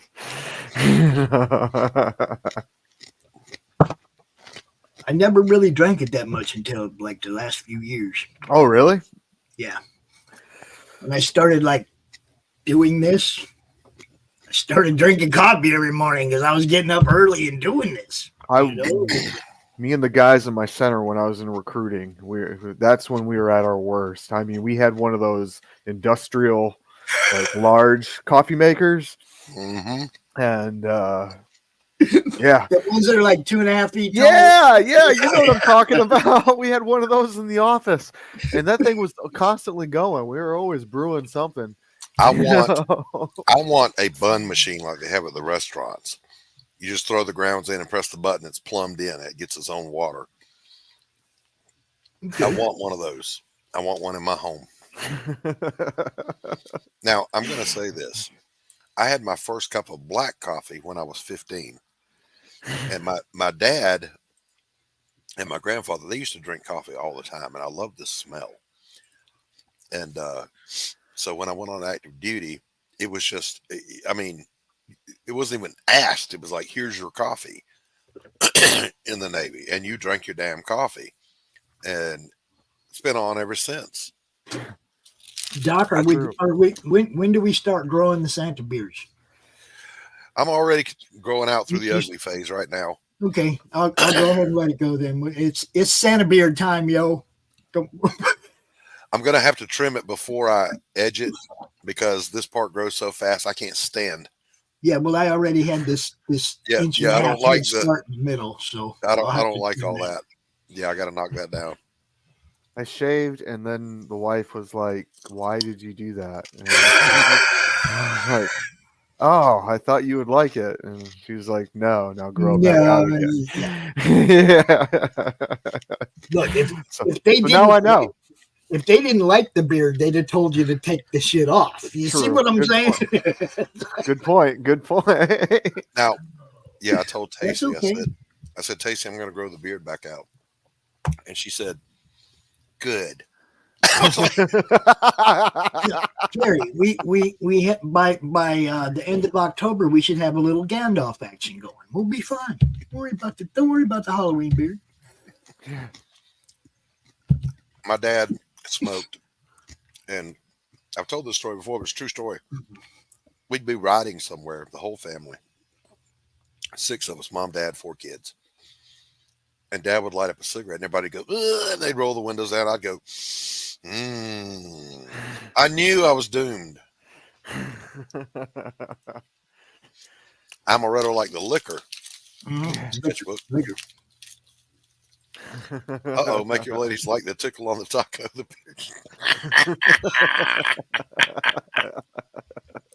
I ain't gonna lie. Carrie, I ain't gonna lie. Carrie, damn it. Carrie always goes right to the point. Have you ever noticed that? No Yes, candy she does. coating, no little bit of peanut butter around it. She goes straight for the chocolate. Look, we're not doing peanut butter or chocolate on the stream, damn you. Matter, you got a Reese's problem. Holy shit! Well, there's at least one. I don't know the other 3, but Christian looks a lot like Doc and always look a lot like Doc as he gets older. Except I had more hair than he did for longer. He lost his hair before he hit 30. I didn't lose my shit till I started to get to 50. So he was looking better than you already. That's what you're saying. He was he used to like to make fun. He had long golden white hair, you know, and he'd make fun of me because, you know. And then it started thinning on him. I was like, what are you going to do? The Hulk Hogan thing? Or are you going to shave that? Hulk Hogan thing. Got to have the black beard and the whole weirdo. And there you have it. Hey, I can tickle a taco, beard or no. We're not doing any taco tickling on my show. That's just an accessory, man. I don't need that. It's just there. I got an extra rib that the doctors call the accessory. Yeah. Yeah. So you were born with your wife attached? Yeah. Yeah, pretty much. pretty Yeah. cool. My wife, she's always Pretty yeah, cool. she's always talking about that. She's like, you selfish bastard. I was like, yeah, I guess I am. Yeah, I told my ex back when I left her, I want my rib back. She probably hit you with a fucking pork or a beef rib. Tried to hit me with something. Crazy woman. And I do. I have a small extra rib that's on like the left side. That the docs tell me is actually common. Like it's not rare. Yeah, I thought I was like going to be special, and they're like, no, there's a lot of people that have extra bones in their body.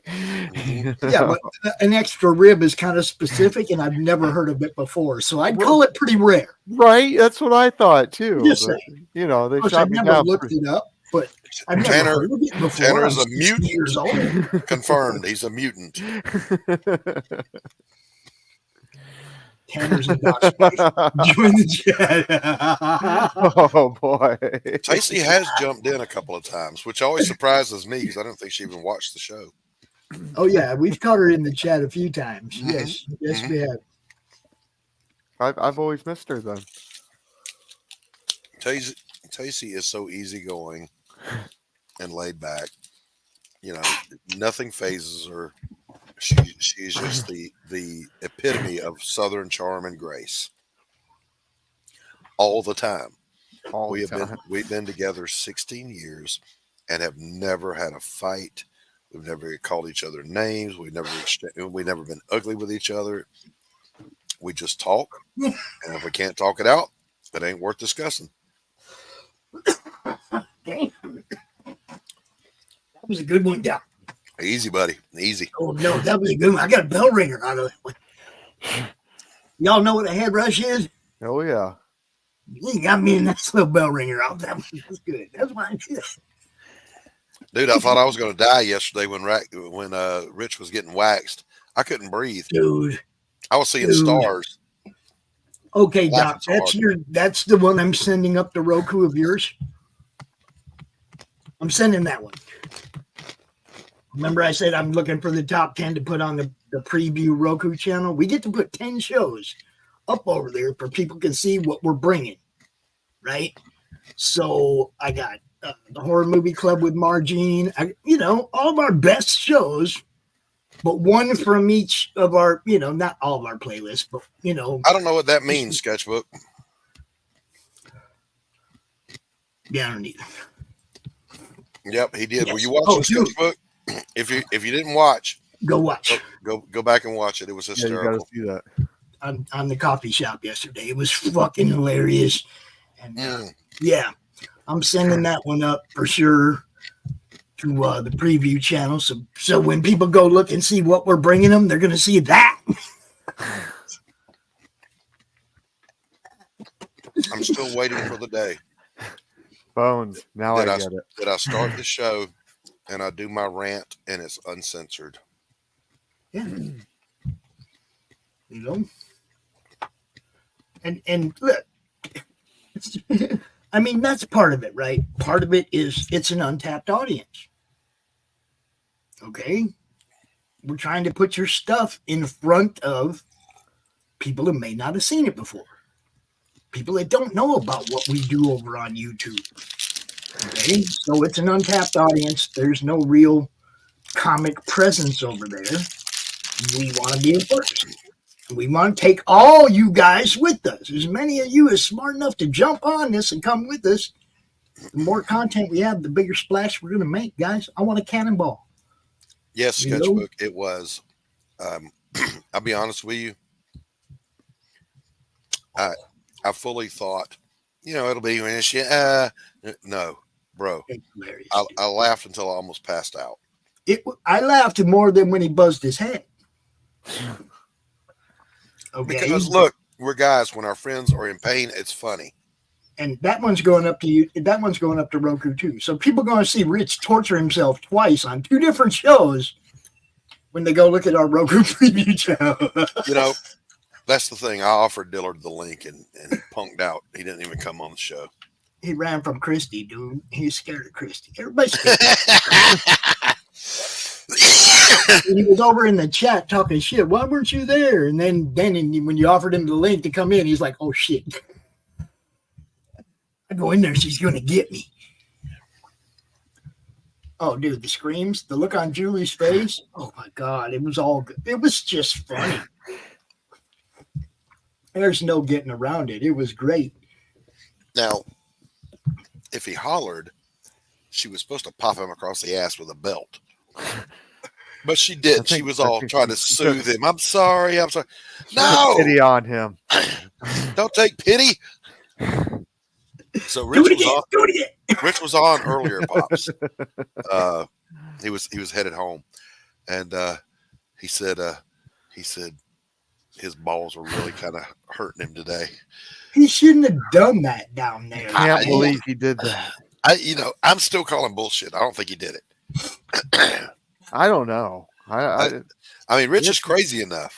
Yeah, he's pretty crazy. He was like, "Oh, that didn't hurt too bad on the back. It didn't hurt too bad. It didn't hurt too." Well, she didn't get down there getting them love handles where that skin's all real soft. Well, I mean, she did draw blood though.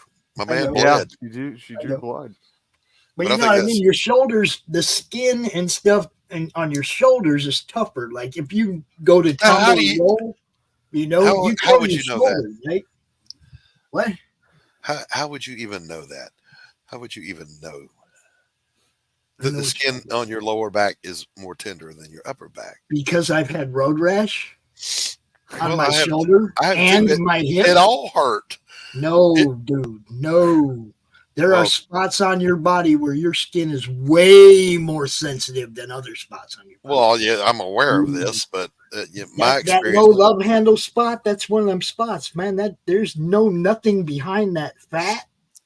There's no muscle. There's no nothing to take that impact or that pain. Oh, yeah, that's a rough spot.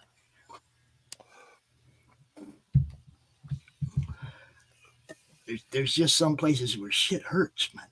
I know that a buddy of mine was getting a full chest piece done, tattoo, Mhm. and it was actually the Running with the Pack album cover, Nice. and which was stupid, but he got it. And I'm here to tell you, man, one of them little puppy tails went right across that nipple. Oh. Man, hey-o. That's another one of them spots. But have you ever Yeah. noticed that when you see people with tattoos, there ain't too many of them down in the love handle area? Well, no, because the chicks do it. They get the tramp stamp down there. No, that's back. I'm talking about on the sides, that I little get it. flabby love handle stuff. You don't see too many on there in that area, dude.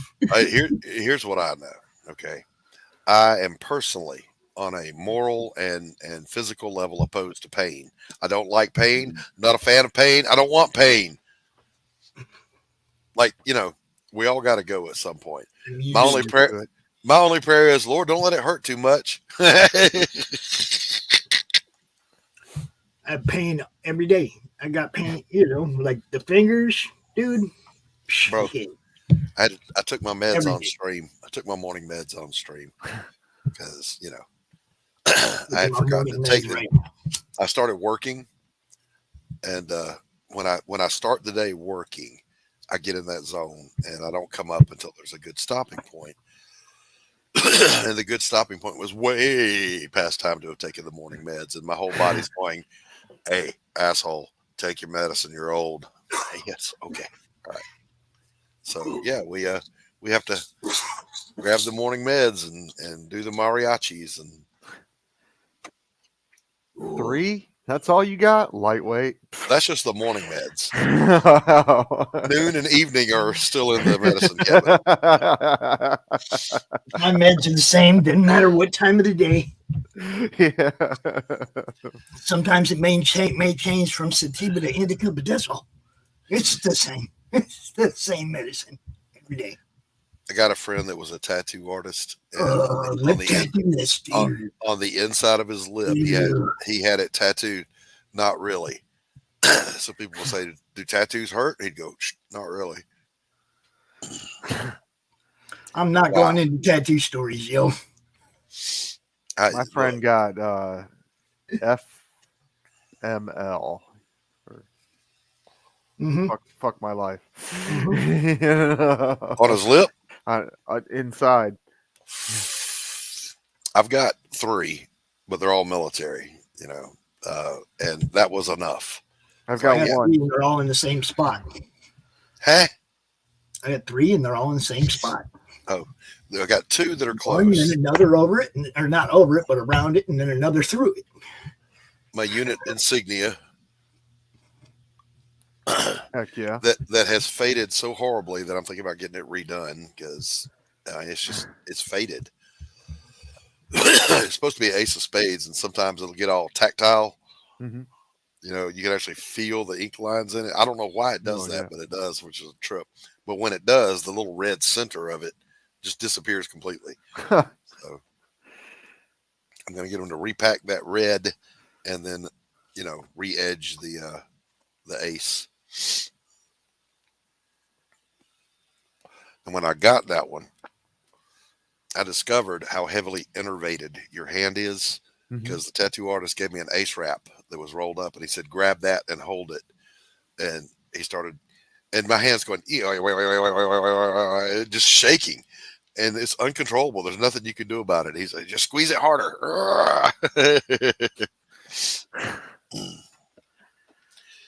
So tonight, Doc, I'm gonna jump out here with Carissa. We're gonna do an Unbox. unboxing about 7:00. Right Heck on. yeah. All right. Right Just so on. everybody knows. Gonna have a little redemption party. Number six. Number six. Redemption, worthy chaos. Worthy chaos. I got the first 5, including the first print of number 1. I got the first 4. I need to catch up. And that will be number 6. So I'm looking forward to that. It's a good Heck story. yeah. I don't know if you guys are down with this or not, but it's really a good story, man. I haven't seen much You of know, it. A little bit of Carissa's stuff. It's early stages of what seems. I mean, she's like 100 issues out writing it or something. Yeah, yeah. Oh my God. The only critique I have for Carissa, and if you're listening, Carissa, is your lettering. This was only in the first 2 books. The size was inconsistent. Mm. Always keep your lettering the same size, unless you're doing it for dramatic effect. Yeah. But that was it. That was the only critique. That was really well done books. I like the story and where it's going. That's what I'm saying. And Yeah, they've already written it so far out. I know, You know, man. She never stops. I know. She You know never this is going to be stops. good, man. It's like you can tell just the way the whole setup, the way it's been set up, that if she's that far out in this story's going to be fucking good. By the way, for those of you making a book, let me point this out, because even Anthony had a hard time with this and had to hammer it at him. When you do a word balloon, the closest point between a word and the outside of the word balloon should always be the same space as between the lines of dialogue. They should not be touching. Yeah. Space it out. Space it out. Better to have too much word balloon than not enough. And for you letterers, never capitalize the word flicker. Ink bleeds, fucker. This is why Marvel and DC early lettering, every horizontal line is done at a 12-degree angle. Mm. I had to be taught that for that very reason, Pops. Yes. I'm not even kidding. My I'm telling first you. inker, not my first inker, my favorite inker, Merle Fager, he said, "Hey, Doc, when you're doing lettering, always tilt the horizontals." And I'm like, "Why?" He said, "Write the word flicker and you'll see." Dude, and one of the first books that I got when I started doing this 4 years ago, the word flicker is capitalized like 5 times in the first 4 pages. In Inkblot. And it's like, there's a fucker. What? There's a fucker of life. I mean, a flicker. Yeah. It's like, and you okay. You get it. You move on. And then again and again. Who proofread the book? Yeah. Who edited the book? Who lettered the book? And why didn't any of you what, dude? Oh, Oh, let me bring in a guest here. very conscious of that right from the beginning. Yes. Welcome, Max. Hey, Max. What are we doing? Just hanging. Just Hagen. hanging out. What are you up to, brother? Not a lot. Just got up and did some. Smoked a cigarette. Yeah, did that. Smoked Let the the dog bowl, out. let the dog out, and did all the morning Out of a stuff. coat. Popped Yeah. open a coat. We gotta get another one.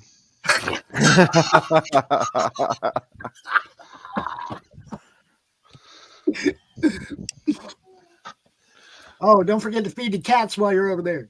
I already did that. All right. Changed their litter box yesterday and everything. Ooh. So they're good to go. That's always a fun thing to do, isn't it? Yeah. Hey, Q, what's up, buddy? Ooh. I'm gonna You, give you how are guys you, brother? a little sneak peek here.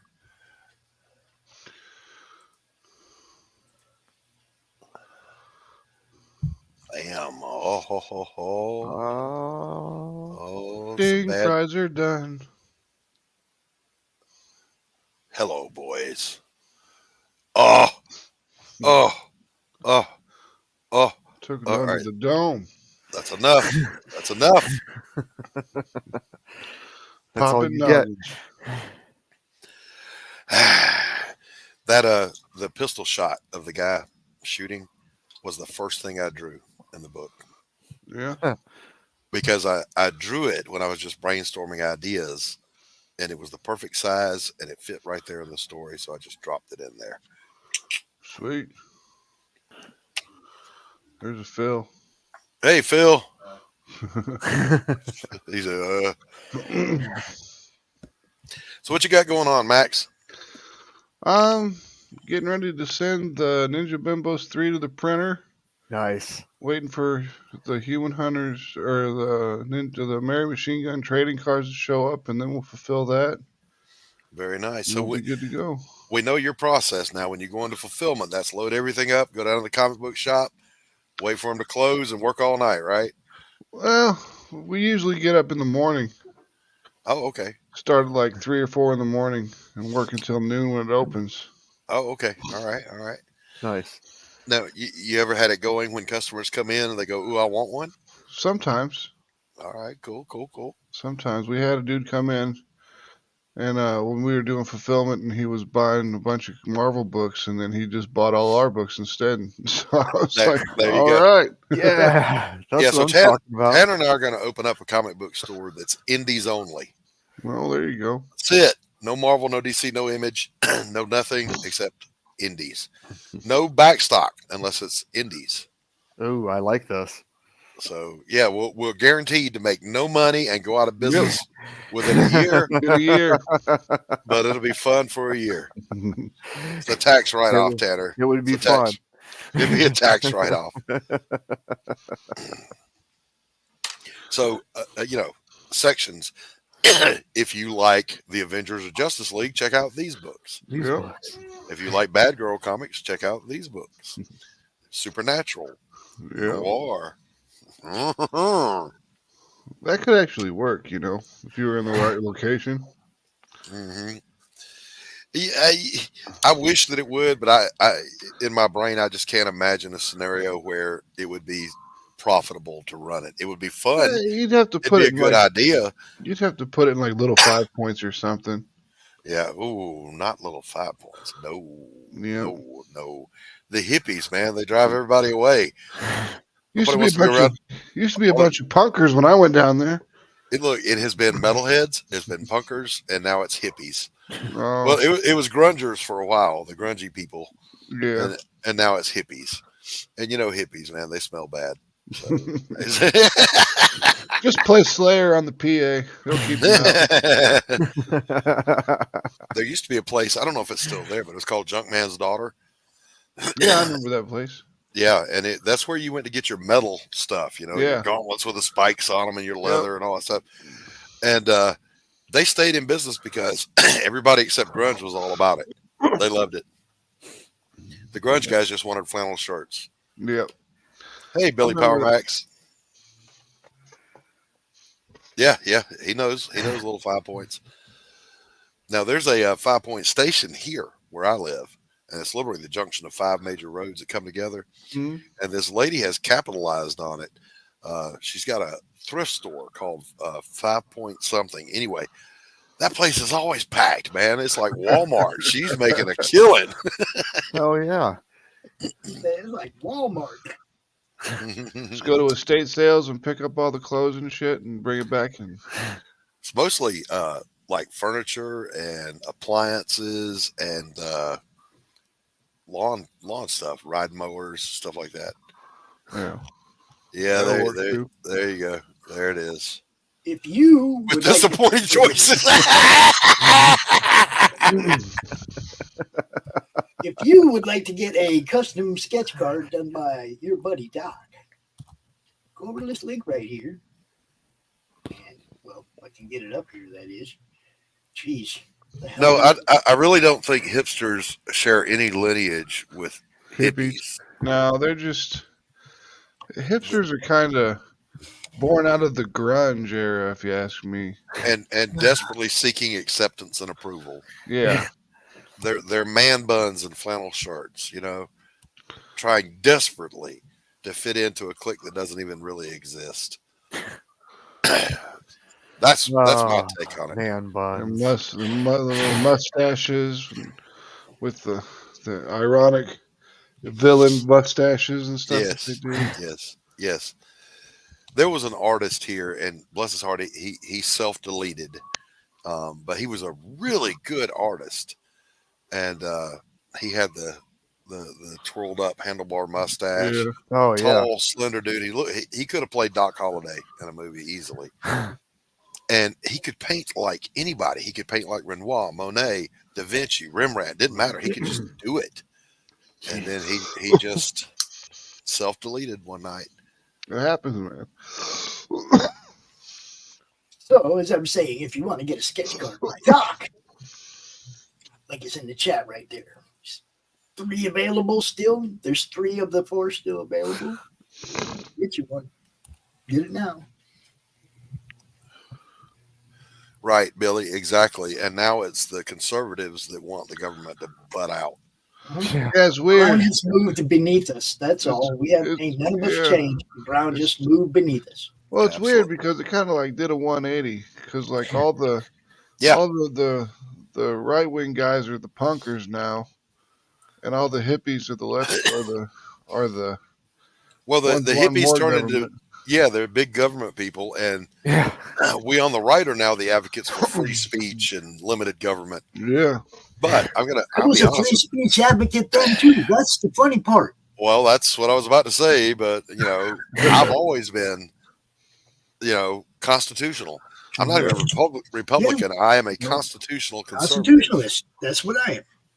Constitutionalist. You can call me conservative or whatever, but that's because I believe in the Constitution. Yep, same. I always wanted to have a 9th and 10th Amendment investigation to see how much those amendments are violated because they're violated all the time. Oh, yeah. Oh man. And that was actually the primary grounds for overturning Roe v. Wade, the Mhm. 10th Amendment. Anything not covered by this document is left to the several states. Yeah, It couldn't be any plainer than that. I mean, yeah, exactly. And when it comes down to it, it's supposed to be the United States is supposed to be a marketplace of states where Right. they have their own laws and their own ways of doing things. And if you don't like it, you can Move to move. another state. That's Move right. to a different state. And people are all like, "But what about this?" It's like, well, either you got to take a stand and live by your convictions. Hmm. So if you really think that California is doing the right thing, then you would move to California. If you Yeah. really thought that Maine was doing the right thing, you'd move to Maine. But, the other side of that is, and I shouldn't say the other side, the other part of that same side is, if you love California but you hate what the government's doing, run for office. Yep. Get in there and make a difference. What kind of cat is that? I've never seen that Siamese before. Yes, Siamese cat. That's Betty. Hey, Betty. Never seen that one before. Old brown Betty, She don't Jambalaya. come- Old yep. brown Betty. That's what we always sing about her. I How had did I know that? How did I know that? It's I have- like I'm on the old fat same. Betty and the Bambalams. I'm on the same fucking wavelength. I had a long-haired Siamese named Taz, and she was just beautiful.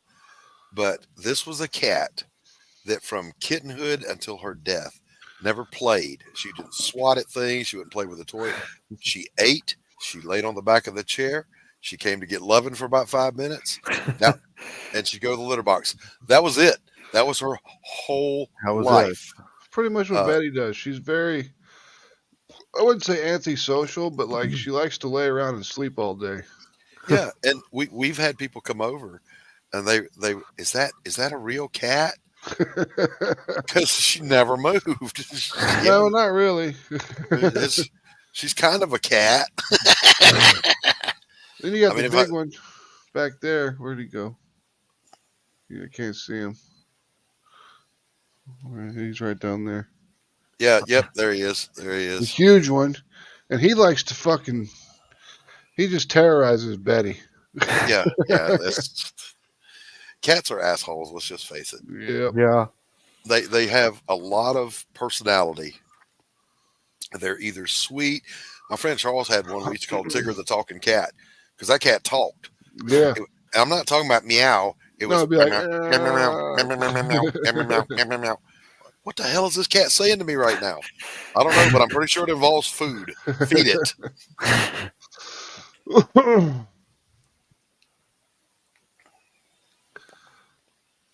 Yeah, my cats are good. There's my dog. Yeah. Now, what's the dog's name? Rip, as in Rip Van Winkle. Rip. What's Because up, buddy? when we first got him, he Rip slept, Tailwagon. for like 4 days when we first got him. And I was like, all right, well, we'll call you Rip because you're like Rip Van Winkle. And then I named him Rip. And now everyone's like, thinks he's going to be some sort of vicious dog. Yeah. But he's like the most beta dog you'll ever meet in your life. Like, Yeah. he'll stand behind me and bark at people. Well, in fairness, Max, I would stand behind you and bark at people. You're a freaking giant, okay? That's I'm true. 6'2", and I would hide behind you. I got that reach. You got hands like my golem. Squish a head. Yep. Just crush your heads. I crushed it. I'm squishing your head. I'm squishing your head.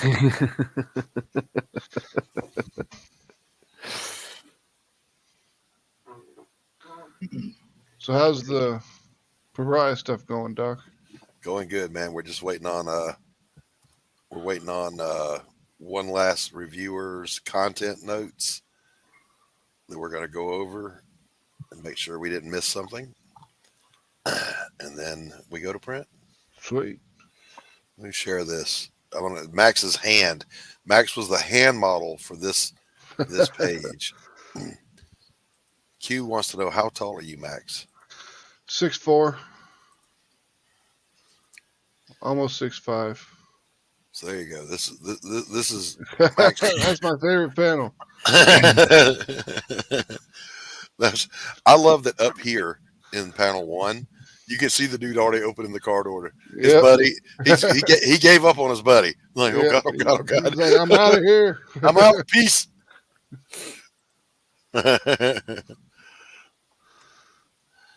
Hey, TJ. Welcome.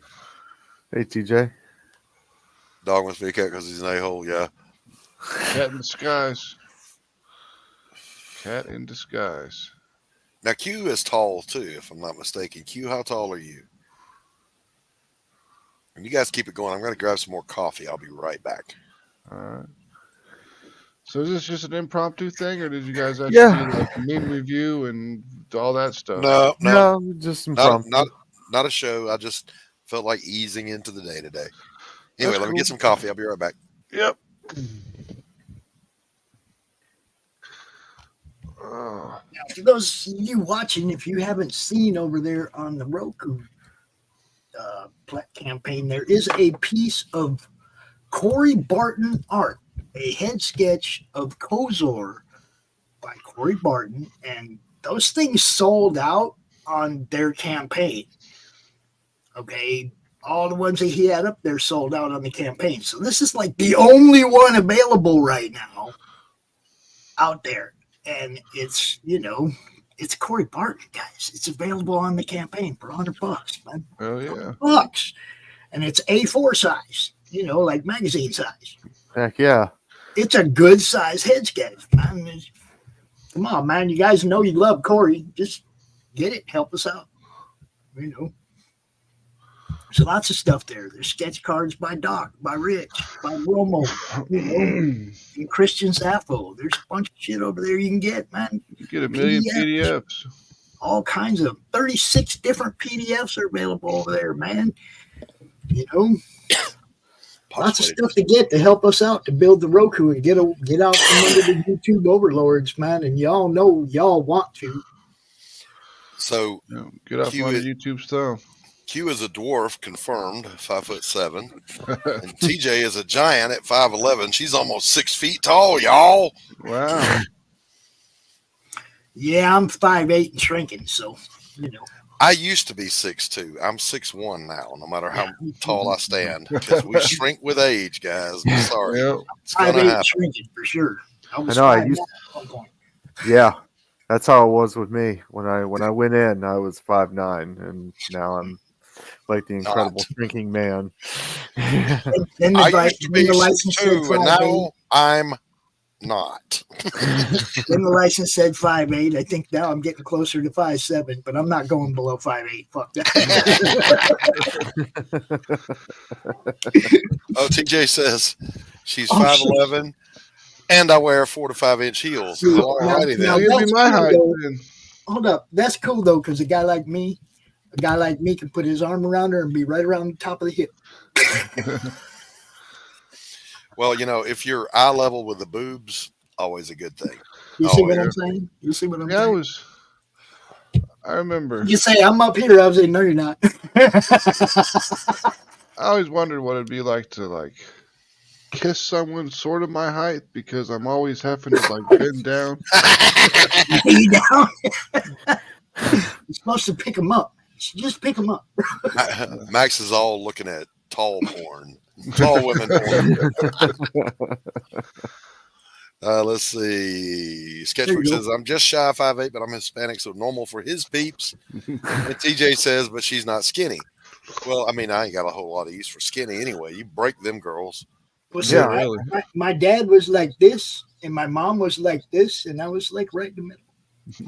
Right in the middle. Now, Carrie,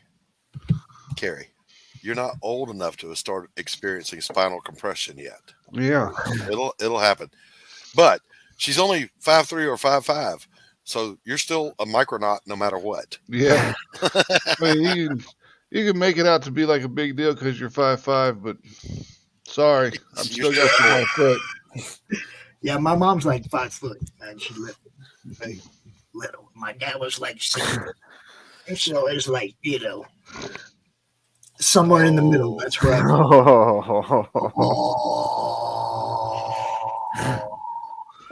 Dude, sketch. Come on, man.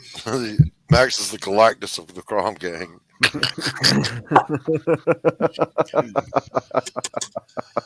Your mate is 6'8". Good Lord, Jesus, have mercy. play some basketball. Yeah, and then Max would hide behind him.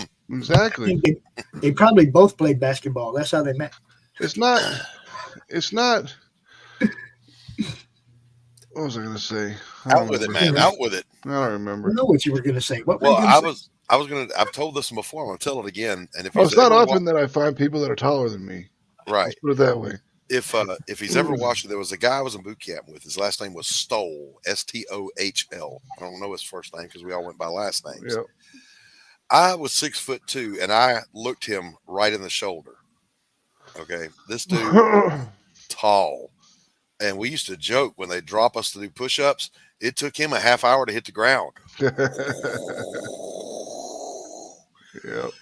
And the funny part was when we graduated, they issued him a helmet because he was going to submarines. Oh shit. Ooh. What the fuck is a guy that tall going to operate on a submarine, dude? I remember our company commander told him, There ain't room on the rack, nothing, he said, dude. he said, dude, you are going to die of a concussion before your first tour is over. Dude, he's going to have to sleep in the fetal position the whole fucking time he's there. There ain't no 6 foot nothing on them racks. They're about 6 foot. You know? I mean, that bed, that cot, that thing you sleep on, is at the most 6 foot long. No, it's I think they're 6'5", because at 6'2", On a sub? I had room on mine. On a sub. Oh, on the sub, I don't know. Yeah, I don't think there are no 6'5" on the sub, man. Everything's compartmentalized. Everything is shrunk. Everything. Max, you will dull my excitement when the nurse said I was 5'5". Unlike men, we don't lie about size. You all define the inches with the ones that aren't there. No, what we do, Carrie, is we switch to centimeters Yep. just to I confuse don't. people. I got What are no you problem. doing, crazy? Carrie. You got the fucking zoomies. Oh yeah, man. When I let the big girl in, she stays out all day. In the evening, right at sunset, I bring her in, right? And there's a routine. It's come in and she has to sit by the door until I tell her she can go. And then she goes, and then the next stop is get in the chair, sit, and she has to sit there. And she was born without a tail, so she's just nub, 500 miles an hour. And I take her harness off of her, and then she knows the next step is a treat. But there's a treat spot. She has to get in that spot before she gets the treat. She can't help it. She's so hyper. She has to have the zoomies first. Yeah, that cat gets the zoomies a lot. Animals are funny when they get the zoomies. I don't get them anymore myself. No, I'm way past that Yeah. stage of life. The closest I get to the zoomies is when I really got to pee and I got to haul ass down the hall. Just saying. That's it. That's it. Thank you, Mr. Prostate. Thank you for letting me pee. I haven't had the zoomies in years. All right. So we've got a Galactus and we've got the Wasp. If I go around telling everyone about your comics, do I get to be your herald? Ooh, the Herald of Galactus. Now, Phil's pretty tall, too. How tall is Phil? Phil, he's not that tall. He's only like 5'8" or 5'9". Oh, really? I thought he was over 6. No, I dwarf him.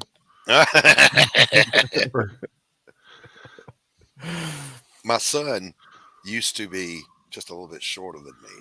He takes a great deal of pride now in the fact that we don't see eye to eye anymore. He's a little bit taller. Yes, I do still have an ass to haul down the hall. The Silver Tanner. Comic book nerds. That's why we're here. I'm hoping that some things I'm doing in real life here will result in a little bit more access to disposable income, because I would really like to write 2 or 3 more titles and have other artists be able to pay them and work To do it, yeah. Yeah, because I will keep doing the Jake Bishop and Pariah stuff. I've got superhero stuff that needs to be out there, and I would have to. I've got people in mind that I would love to hire. Gillard. Well, actually, my first choice would be Jim O'Reilly. Oh yeah, Jim's a beast, Jim's man. amazing. Yeah, For sure. but then just projects I would love to be able to afford to just throw some money at. Just write them and throw the money and get them out there. And in the process of doing so, really stress Anthony out. That's the main goal of it all, isn't it? Yes, always. Oh, your boys are that tall? Whoa. Yeah. My grandmother, God rest her soul, she was all of 4 feet tall. Yeah. It's about the size of my grandmother. And at 90 years old, she could still bend over and put her palms flat on the ground without bending her knees. And I said, that's not really a big deal. You're that close to the ground to begin with. But she was married, of course, to my grandfather, who was 6'4". So that was kind of a... Yep. Tall Hard to people get always them end up with short girls. we always said it's hard to get both of you in the same picture. He would have to sit down and she could stand next to him, and then you get them in the same shot. Yeah, I'm doing my best to give Anthony DG a coronary. Yeah. And Pops was talking earlier about my penchant for redrawing something. We're editing the book, and then we come to a panel. I go, nah, fuck that. I'm redrawing that panel. And at first he tried to argue with me. 10 panels later, he's like, yeah, okay, I've already learned. Don't even argue. Did you watch Dark Gift show last night? No, I went to bed early last night. Oh, it was pretty funny. He had this video he was playing of this cop that pulled over this lady. This cop in New Mexico, and the lady's all like, I can't get out of my car. I've got social anxiety, and I've got all these things that I'm non-binary, and blah, blah, blah. And the cop is just being really nice to her the whole time, but she just starts throwing a tantrum and freaking out. It's pretty funny. Surest way to get yourself into some bracelets. Yeah, I don't understand why people throw a tantrum when it comes to like being around the cops. It's like, listen, at that point, you're just gonna need to like deal with it in court. Yep. When I got busted for marijuana, I was like, the cops were like, I smell it, and I'm like, come on in. there was I'm caught. there was one I just watched yesterday, and it happened here in Duluth, which is just outside of Atlanta. This guy was getting stopped for nothing more than one of those tinted plates over his license plate. That was it. It was a ticket, nothing but a ticket. That mouth shot off. He's a gangster. I'm a thug, motherfucker. And then he fucked up and he said, "I'll kill your ass." Oh, that's too much. That's That- federal. That's That felony. was right it, baby doll. His young Hey. punk ass got snatched out of that car. Not so tough now, are you? So I don't understand why these people get all crazy with it, because it's like you turn a ticket into a felony. Yeah. Yeah. Why would you do that? That's And the thing. look, you can't say, "Oh, I'm a big guy. I can whoop that cop's ass." He's got a radio. He's Yeah, he already does. called for backup. It's on its way. You can be the baddest dude in the world, but when 10 of them boys show up, you ain't that bad. I'm No. sorry. You're going to be No. on your face wearing the cuffs. You can always tell when you're getting arrested too, because a secondary cop will show up. Yep, that's right. That's exactly right. The other car pulls in behind the first one that arrested you, that pulled you over. You are going to You're jail going to jail. because one of them's got to go out of service to take you to the jail. So, you Yep. know, it's just the way it is, boys and You're girls. going Look, to jail. look, shut the fuck up. Yes, sir. No, sir. Yes, ma'am. No, ma'am. Give them the documentation. And if they say step out of the car, just realize you're going to jail. Just go ahead and make peace with it. I always refer to them by rank. They'd be like, "Hi, I'm Corporal so and so." I'm like, "Hey, Corporal, how's it going?" Yes. I call him sir. I had a female cop pull me over one time. I'll never forget this. I had a piece of shit car, you guys. I mean, a complete POS. It's a piece of Hoopty? shit. It was an Oldsmobile Cutlass Sierra. That should tell you. And she pulled me over, and I said, "Is that headlight out again?" And she said, "I would say so. Have you seen it?" I got out of the car and looked. It wasn't that it was blown out. It was hanging out like an eyeball on us. It had just vibrated out of the housing. I don't know how it happened. She said, "Yeah, I wasn't going to pull you over, but that's something you don't see every day." Let's see. You're going to pull over following into a yellow, into a red. Cop said it was red when I took the turn. He said, "If I want to argue, he won't give me just a warning." I shut my yes, absolutely. I was just going to give you a warning, but if you want to make an issue out of it, no. You're right. Warning will do. Yep. I've only gotten 2 tickets in my entire life Damn. that don't count for seatbelt tickets. I'm talking about moving violations. I get a seatbelt ticket every time I get pulled over because they're like, "You got to wear your seatbelt." And I'm like, "No, I don't. I really don't. It's my life I'm putting at risk, so I can do that." My buddy, that's a retired sheriff's deputy, says the same thing, and he never wears a seatbelt. And he gets pulled over all the time. And for now, he's able to pull that shit where they all know him. Yeah. Because he's local, he's retired. And I just told him, I said, "Buddy, you're going to do that shit one day, and God's special people are going to get you." The GSP, God's special people, Georgia State Patrol, Yeah. they don't play. If Georgia State Patrol, here's a tip for you guys: if you're ever on I-75 or I-95 or 65, and you're driving to Florida or wherever through Georgia, know this: if the Georgia State Patrol pulls you over, there's no warning. You're getting a ticket minimum. Yeah. Period. That's the way it is with the Kansas State Patrol. I mean, because they sit there and wait for people to come in from Colorado. Thank you. Now they wait for people to come in from Missouri now too, and they just wait and just pull your ass over. Yep. I mean, if you're coming in from Chicago or from Colorado and you're out of your license plates out of state, you're probably getting pulled over. So Yeah, GSP does not play at all. I got a speeding ticket in my home state of South Carolina probably 20 years ago. And y'all, it wasn't even close. It was like I had the pedal to the floorboard. It's 2:00 in the morning, trying to get back to Atlanta from a convention I'd gone to or a conference.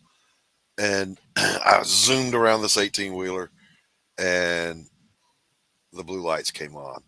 And I looked down at the speedometer, and it was one of those things where you don't even see the number, you just see the needle pegged. And I was like, oh shit. So yeah, that was Yeah, when I first got back from Germany, I got pulled over doing 120 miles an hour. yeah. And they were like, the cop had his gun out, and he was telling me to get out of the car and everything, because that's a felony charge. Yeah. And I got out, and I was lucky as shit, because I was like, sorry, I just got back from Germany. I'm just used to driving without looking at the speed limit on the highway. It didn't matter to me. It didn't really matter in Germany. He's like, you were in Germany with the military? I was like, yeah. He goes, what city were you in? I was in Bamberg. He's like, I was in Bamberg. Yeah. 177 MLRS group. And I was like, holy shit, I remember those guys. Got out of that shit. This state police in South Carolina, they cut me a break. He could have locked me up. He just wrote me a ticket. I was literally 10 miles from the Georgia line. And I said, at my speed, I'd have been there in 4 minutes. And he said, yeah. And he said, what's your hurry? And I just said, dude, I'm exhausted. I just want to get home. And he's like, well, okay, I'm not going to do this, that, and the other. I'm just going to write you a ticket. I'm like, okay, thank you. And then I never paid the ticket. And then I got a notice like a year later, your license has been suspended in the state of South Carolina. And then flash forward years later, I think it was 2013, 2014. I'm driving in South Carolina and I get pulled over. And in that moment, my brain went, oh no. But he ran my Georgia driver's license and it came back clean. Yeah. So I was like, oh, well, I mean, you God. figure statute of limitations would have been hit by then anyways, depending on when you got the ticket.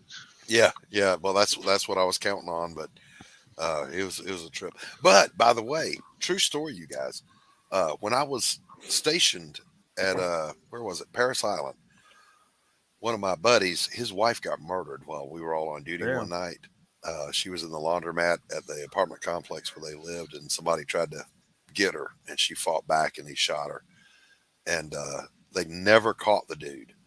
And so I think it was 12 years later, I was down there visiting some family, and an unmarked police car pulled me over, and he wanted to talk about the murder. Did anything else occur to me? This, and I'm like, how did you know who I was to pull me over?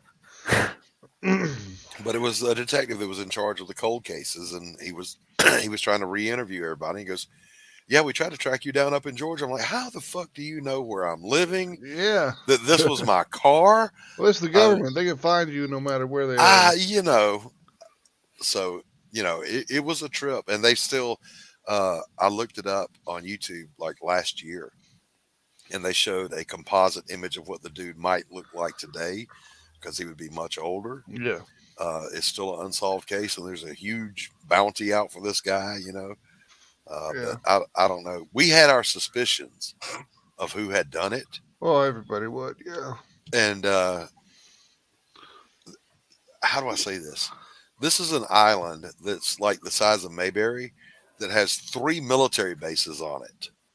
3 major military bases. And this was back in the Cold War when we carried our firearms with us. Okay. Yeah, the sheriff's department and the state, they call it SLED instead of FBI or whatever, went to the military base and said, can you put a temporary prohibition on your guys carrying their weapons off base? Because we're scared somebody's going to get exited. Somebody's going to get got. Mm-hmm. Yeah, my section chief, when I was in the Army, for my first section chief, he couldn't hear out of his right ear, which is great because you could always have to walk to the left, you know, because he was his higher rank, and you could always stay to his left side so he could hear you. But he was shot in the head. But he had picked up somebody on post and was going to take him off post because they were like hitchhiking on post, and he was just like figuring, oh, they're on post, they must be okay. But this dude had just been chaptered out of the military and got a gun somehow and tried to carjack him. Shot him in the side of the head. Lord have mercy. Yeah, my step grandson. This was just 2 years ago. He was headed down the wrong path, running with the wrong crowd. He thought being a thug was a cool thing, sag your pants, listen to rap, and I'm hardcore, blah blah blah. He went with some friends to a house to score some weed, and a dude shot him in the face. Jesus. And he happened to turn quick enough when he saw the gun that it just went through the soft tissue Mhm. and exited behind his ear back there. But he said he told me, he said, "Man, that was a wake up call. I don't want nothing to do with that life." Hell yeah. He's on the straight and narrow now, thank God. But it's And sad Sketch, that it took that much. I hope he is, and I hope one of us got him to let him know this is why you're gonna die right now. You don't fuck with our dependents. Yeah, I remember when I came back from Iraq the first time.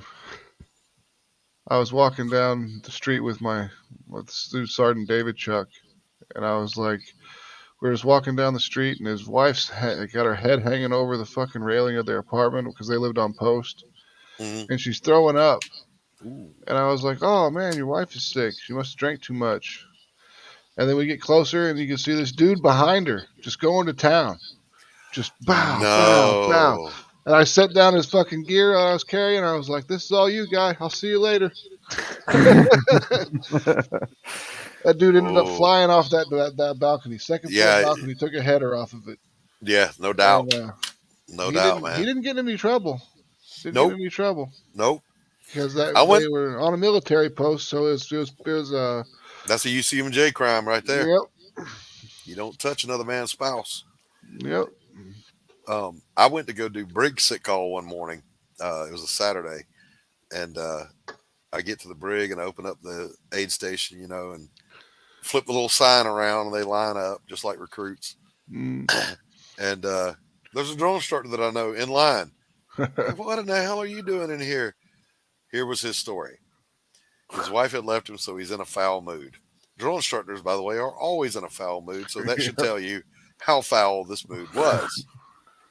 Yeah, Jody learned to fly that day.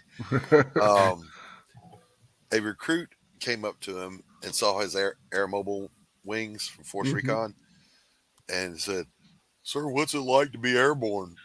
Now, we all know airborne is Army, boys and Yeah. girls. Wrong thing to say to a Marine drill instructor. The Marine said, "Oh, I'll show you." And he threw him off the balcony of the second floor. So, yeah, he was he was in the brig. Yeah, that'll get you there. That'll get you there. As much as, you threaten to throw people out the porthole, you can't really do it. You really can't stole fuck someone. But yeah, you can't really do it. You can rip their eyeballs out. You just can't Yep. skull fuck them. Yep. That's what I always loved about the basic training I was in. Like the drill instructors would, like, when you were in your helmet, they'd walk up there and like pound you on the head and be like, "I wasn't hitting you. I was testing your equipment." Yep. Or you can make uniform adjustments. So you can grab them by the helmet and take them to the ground. Yep. Just making an adjustment on your helmet here, recruit. And the drill sergeants loved marksmanship training, because if you screw up on the range, they get to punch you in the head while you're in the foxhole. Just a little. Just a little. Oh, poor Tanner. Well, look, we're gonna wrap this one up. We're going for 2.5 hours just hanging out and bullshitting. I want to thank everybody in the chat for coming to hang out with us. You guys always make my day. My buddies make my day too. Max, Tanner, Pops. Good to see you guys. Even you, John Dillard. Thank you for showing up in the chat. Carrie, TJ, Sketch, Q, as always, Q. Billy Power Max, always a pleasure. Let's see, who else was here?